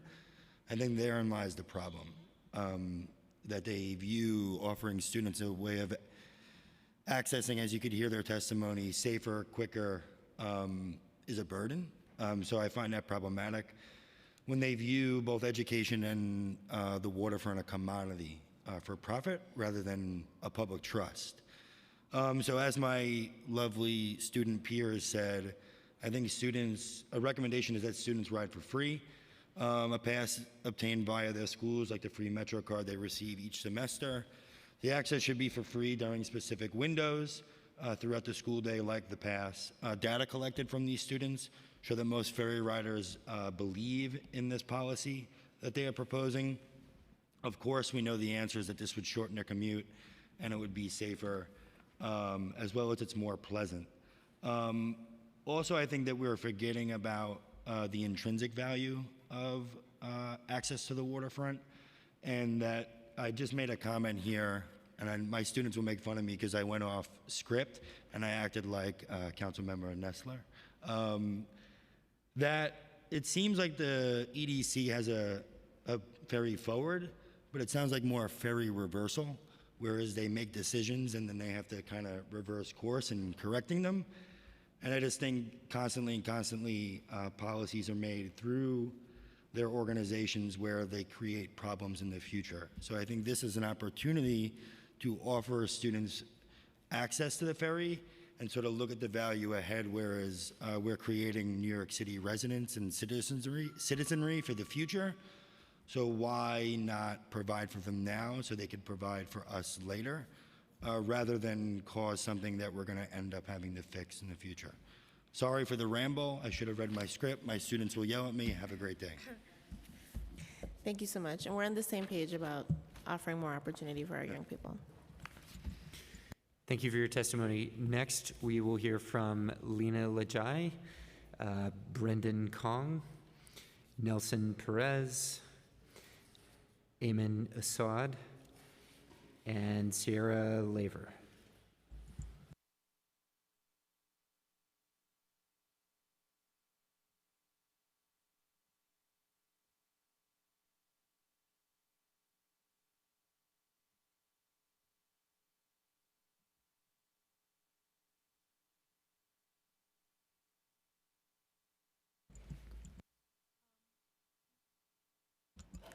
My name is Lena Laichi. I'm a junior at the New York Harbor School.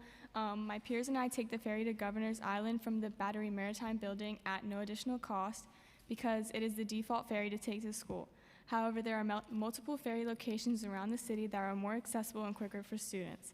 However, many students cannot afford a weekly ferry ride to and back from school. Trains get delayed, stations are not accessible or safe, and the ferry is also always remains as an efficient alternative. To be able to afford a round-trip ferry ride 5 days a week, students would need to maintain a job while also juggling school and extracurriculars.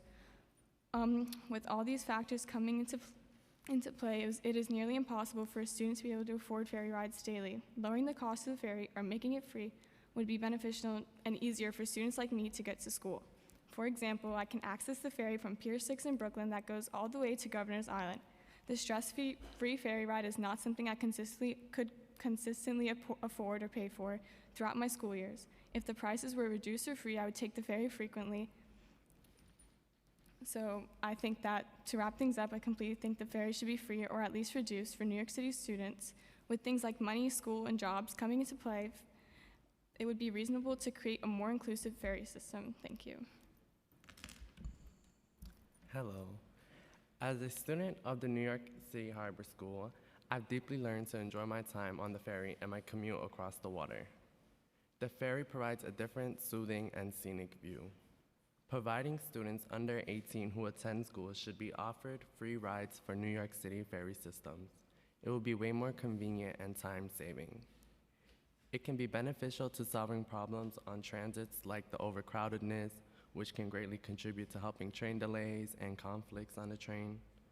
This also really helps with mental health, at least personally for me, because the ferry is very therapeutic, and having the soothing ride over the water allows me to think in peace and clear my mind. Studies find that the subway air is heavily contaminated with hazardous pollutions. Air quality is way better on ferries, from the option of being outside and being able to move around, which is better for our health, and also not being on top of each other on trains and having more clean airflow will help less sickness and disease. Increasing ferry rides from $2 to $4, which adds up, and having to pay every single day if kids do take it more conveniently. And I hope we can really make this innovative bill to allow students free access to New York City ferries. Thank you. Hello, my name is Nelson Perez. I'm a current student at the New York Harbor School. Bill INT 236, providing reduced low cost to New York City students on the New York City Ferry, would be a great way to provide more accessible access for students to commute to and from school. Currently, New York City students have access to free MetroCards during the school year, but subway and buses may tend to provide longer commute times to students. But in certain areas of the city, where the New York City Ferry may be more accessible and can provide faster commute times to and from school on a daily basis. The New York City Ferry is managed and operated by the EDC and Hornblower, which will make it harder on the system to operate financially if students have reduced fare. But the DOE and the city can figure out a way to pay for a certain amount of reduced fares for students in areas where the ferry will be a new #1 mode of transport for them. Certain students that attend the New York Harbor School live in Red Hook. Their travel time can be reduced by taking the New York City Ferry from Red Hook to Governor's Island, but paying $4 for one trip can be a lot for certain students. Even though the 10-pack for $27.50 is available, students may not be available to purchase that at a time. Concerns on providing reduced New York City ferries to students could be resolved by the EDC, the City Council, Hornblower, and DOE staff by communicating and providing information in which both parties can work together to come up with a plan and solution to make the ferry not only a very reliable, affordable way of transport, but also a safe one for students. In conclusion, reducing New York City fare for New York City students will be very beneficial to students to lower commute times for students across the 5 boroughs with access to different schools across the city. Passing this bill can be a major step forwards in hopes of finding students safer and more reliable transportation than only relying on the MTA. Thank you to the council and committee for letting me speak and help bring public opinion to this matter. Have a great day.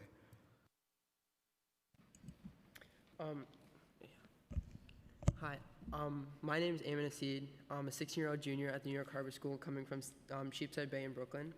Introduction 236 is a beginning towards advancing the accessibility that residents of the City of New York have to public transportation within their communities. The New York City Ferry is intended to provide myself and students like myself an efficient form of transportation to and from academic institutions. It's a great start. The language can be revised to mimic the student MetroCard that students attending public and private high schools, middle schools, and elementary schools within the City of New York obtain each semester they're attending school. The New York City Ferry is unique. Unlike the Staten Island Ferry, the New York City Ferry is not operated by the New York City Department of Transportation. This represents New York City Ferry as a tourist attraction or an exclusive service rather than a mode of transportation regularly used by residents from different parts of the city and of different career titles and income brackets. I don't believe that operation should remain a contract between the Department of Small Businesses and a local development corporation. I believe that currently the ferry isn't being advertised as a mode of public transportation accessible to all as it was intended to be. The ferry should be subsidized under either the city's Department of Transportation or the Metropolitan Transportation Authority. The New York City residents already receive benefits from the Metropolitan Transportation Authority that ease the cost of fare in part or in full. New York City Department of Transportation does not take fares when riding the Staten Island Ferry. The New York City Ferry was never intended to be and is not an exclusive commodity. It's a public commodity and it should be treated as one. With being a direct subsidiary of a municipal agency/department or a state agency/department and expanding accessibility to various criterion of residents of the City of New York, which is not only students, the ferry would fulfill its purpose in successfully and efficiently providing a service to the people of the city. To conclude, I thank the council for listening to me and considering my recommendations and concerns. If the actions I've previously mentioned were to be implemented, I believe they could positively impact the city and its residents. There's always a way to benefit your constituents and provide them with various different resources while still maintaining a steady financial intake for the City of New York. Thank you. Hi. My name is Kira Liver, and I am a senior at the New York Harbor School in the Marine Affairs and Policy Advocacy Program. I get to say that I have the financial privilege to use the New York City ferry system from the Bronx to Manhattan Monday through Friday to get to school.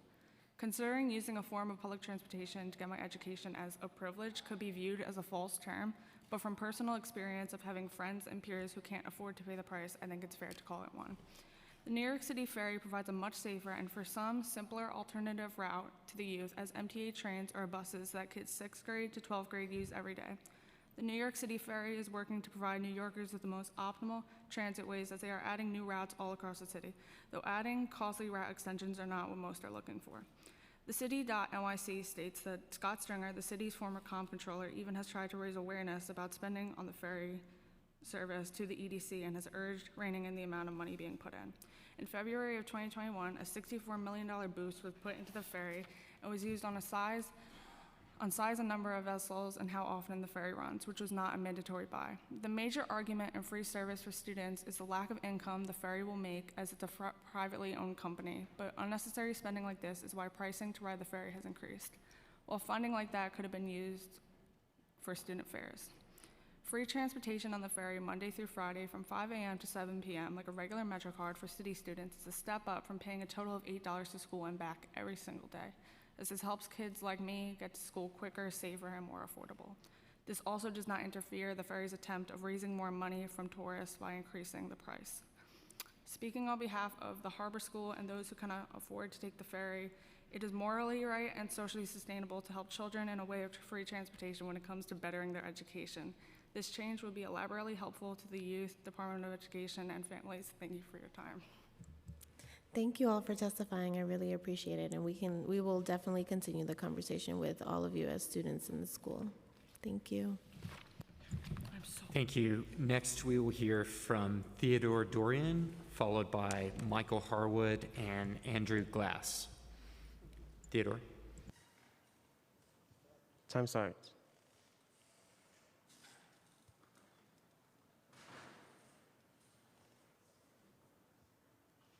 They're here.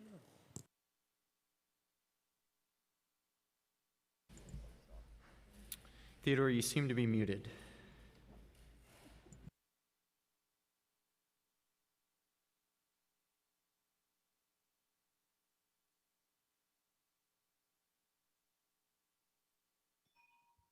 Now can you hear me? Yes, we can. Okay, I'm sorry, but I was getting the message that the host was not allowing me to unmute for a moment there. I'm Theodore Dorian, and I'm sorry, I'm a little bit overwhelmed at the testimonies that I just heard from the students from the school right down the street from where I live in St. George. I'm representing the Ferry Riders Committee, and between the assembly members who spoke earlier and made very eloquently the point of how much this kind of a ferry service was needed in their remote areas. And now to hear the case for the many programmatic changes that need to be done in order to make this current service a viable part of city transportation, and to hear it be made by young students is really quite overwhelming. Staten Island already is lucky, my neighborhood in particular is lucky to have ferry service already in our area, so we don't have to advocate for it. But I submit to you that we're the test lab where the success of this kind of service will live or die. And when, at the moment, I've been very much enjoying having the alternative of this wonderful fast ferry ride to get me to Midtown in a half an hour. And the students are, those who can afford it, are obviously enjoying their peaceful ride to class. It's a service that the city needs. The costs of it are steep at the moment, and it is in need of subsidy from the city, but I ask you to not count the cost in money only. The benefits that would accrue include ones that have been mentioned. Getting cars off of the freeway is going to accrue to the benefit of the drivers as well as Time commuters. expired. Okay, just quickly, I'd like to make the point that working people rely upon ferries for their transportation, and minority communities like the ones that we live in Staten Island do as well, and so we appreciate it. Any help? Thank you. Yeah, thank you so much for that. Okay, Michael Harwood. Time starts now. Yes, hi, my name is Michael Harwood. I'm also a member of the St. George Civic Association and its Ferry Riders Committee. I point out that Staten Island, despite our free Staten Island ferry service, is still effectively a transportation desert. And with that, we have no way off the island other than to pay high bridge tolls, high express bus fares to Manhattan, or to take the ferry just to lower Manhattan. The North Shore of Staten Island, which is now a majority minority population, needs more transportation options that are both affordable and convenient. The New York City ferry to Battery Park and West 38th Street is a great start, but we need more. In particular, we need direct connections to Brooklyn that currently do not exist. As the city's economic and cultural and entertainment life have spread in particular to Brooklyn, Staten Island deserves a fair means of participating through connections that directly connect Staten Island to Brooklyn. We also need a ferry route to the east side of Manhattan to connect with the other ferry routes that go throughout the city. As to the issues of subsidies, I would like to emphasize, as Dominique said earlier, that the city and state subsidize the area airports with billions of dollars in improvements, yet Staten Island has no means of public transportation to get to any of those airports other than to travel into Manhattan by ferry to then find the other connections that are available. And the subsidies and losses that have been identified here pale by comparison to the amount of money that the Port Authority has been providing to these other methods of transportation. Also, many students on Staten Island also travel to these magnet schools like Stuyvesant and the School of Performing Arts, both of which are convenient to the current routes, and these students would clearly benefit from the subsidies that we've been talking about already. EDC has been pushing in our neighborhood for more development and adding market rate apartments in the area, and yet they don't do anything during the approval process and the zoning process to get these private developers who are reaping the profits to contribute to the cost of transportation in our area that will only be more needed as these population density increases. Just finally, let's just say that Staten Island, the North Shore, has a large population that faces economic challenges that need and deserve more transportation options, like the New York City Fast Ferry, which should be expanded to Brooklyn and the east side of Manhattan to connect with other parts of the city. Thank you. Thank you for your testimony. Next, we'll hear from Andrew Glass. Andrew will be followed by Ann Richardson and Mary Bullock. Time starts now. Time start. Hey, can you hear me? Yes, we can hear you. Hey, so my name is Andrew Glass. I'm a resident of Greenpoint, which is a member of Lincoln Wrestlers District, which has been without our beloved ferry stop since May of 2021. That's why I came to this meeting. First and foremost, though, I'd like to say that I stand with these kids who have testified today. We should be subsidizing the ferry for kids without any hesitation. I'm inspired by their words and their activism today, and I hope that they leave this also inspired. And I hope that we give them a fair shake in listening to them. The ferry is important for everything that's been already stated here today. There's been such a lack of transparency in the Greenpoint situation, and I really hope that we'll take a look at that. Obviously, I don't know too much about the ferry other than how it's affected my neighborhood, but in being in this meeting today, I've learned a lot about the lack of transparency, the issues with the auditing, the equitable access, and I hope that our city council will take all of that seriously.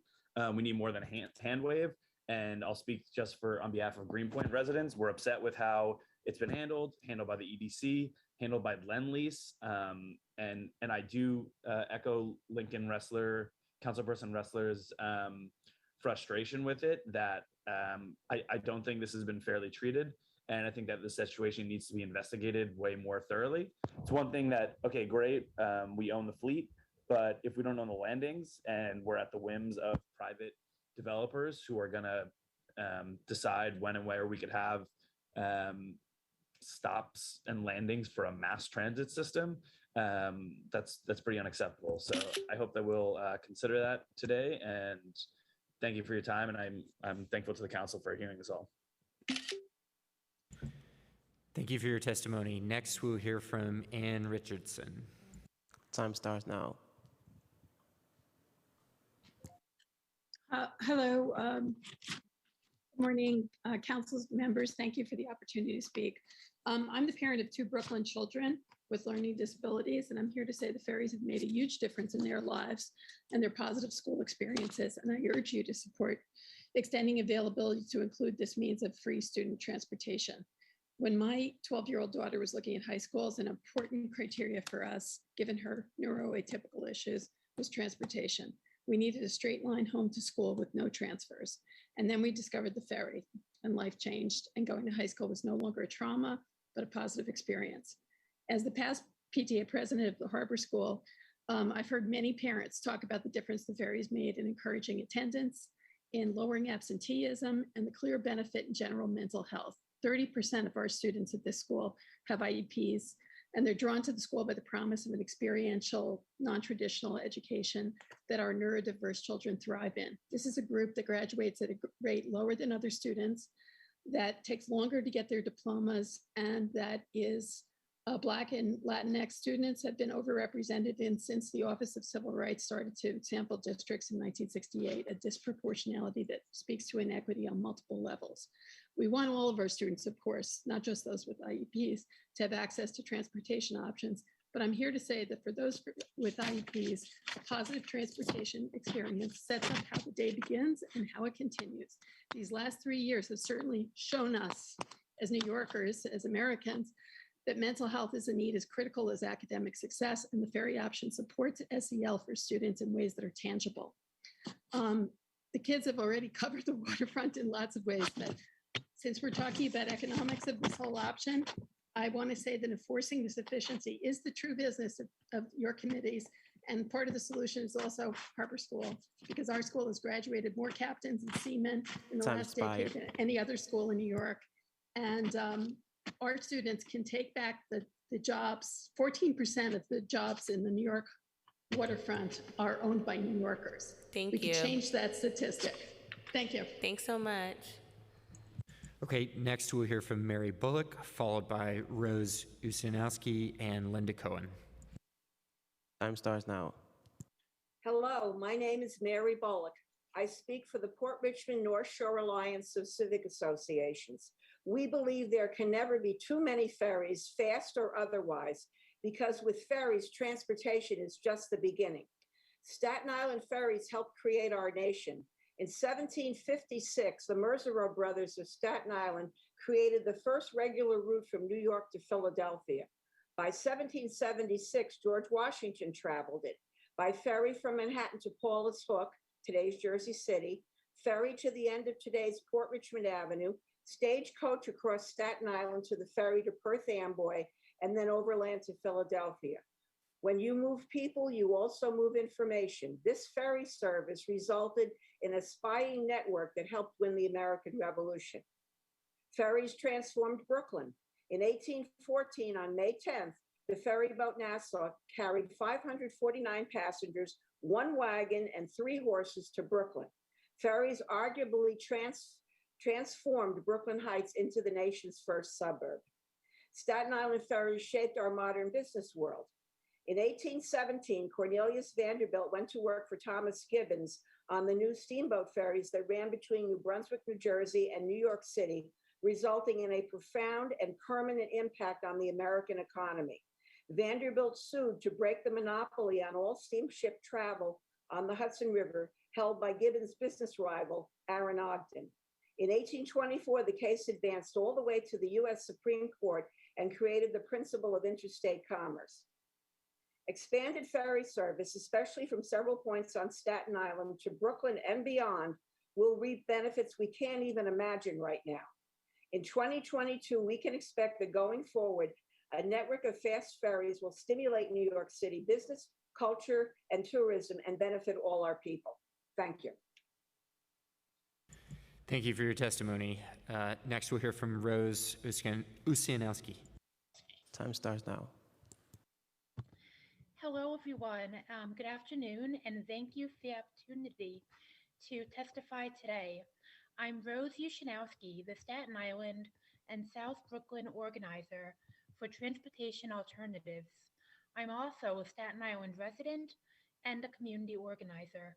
I echo thousands of my neighbors, some of whom you've heard from today, in my support for sustainable, reliable, and equitable fast ferry service across New York City. Transit is the backbone of New York. We need to do all we can to secure and expand our public transit system, especially in ways that support our underserved shoreline communities and relieve congestion on our overtaxed streets. Fast Ferry is the answer to both. As we explore future network growth, equity needs to be forefronted above profitability. We need to ensure that new routes are serving New Yorkers with the highest need, regardless of whether this will grant the highest ridership growth or offer the greatest profit margins. If fast ferry service is to serve as a part of New York City's diverse and growing public transit system, this trade-off needs to be acknowledged and accepted. I am grateful for Staten Island's relatively recent inclusion in the New York City fast ferry system. In a relatively short time, our route to Manhattan's West Side has grown in popularity as more Staten Islanders use it to connect to jobs or healthcare or adjust their weekend plans based on the new transit option. As the Staten Island Ferry has recently struggled with major service disruptions, fast ferry alternatives became invaluable to our borough's Time reliance expired. on the water. I'll be quick. Establishing a fast ferry route between Staten Island and Brooklyn would better connect Staten Island to our fast ferry system while serving thousands of underserved residents. All it would take is connecting the St. George fast ferry stop to any existing stop along Brooklyn's shoreline. This would open up access to Brooklyn while enabling easy transfer to the rest of the fast ferry system. We need you to wrap up, Rose. I'm sorry. I will wrap up.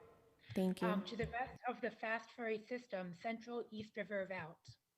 I speak for thousands of Staten Islanders and Brooklynites when I call on the New York City Economic Development Corporation to expand fast ferry service between Staten Island and Brooklyn, as well as the East River route. Thank you so much. Thank you for your testimony. And next we'll hear from Linda Cohen. Linda. Time starts now.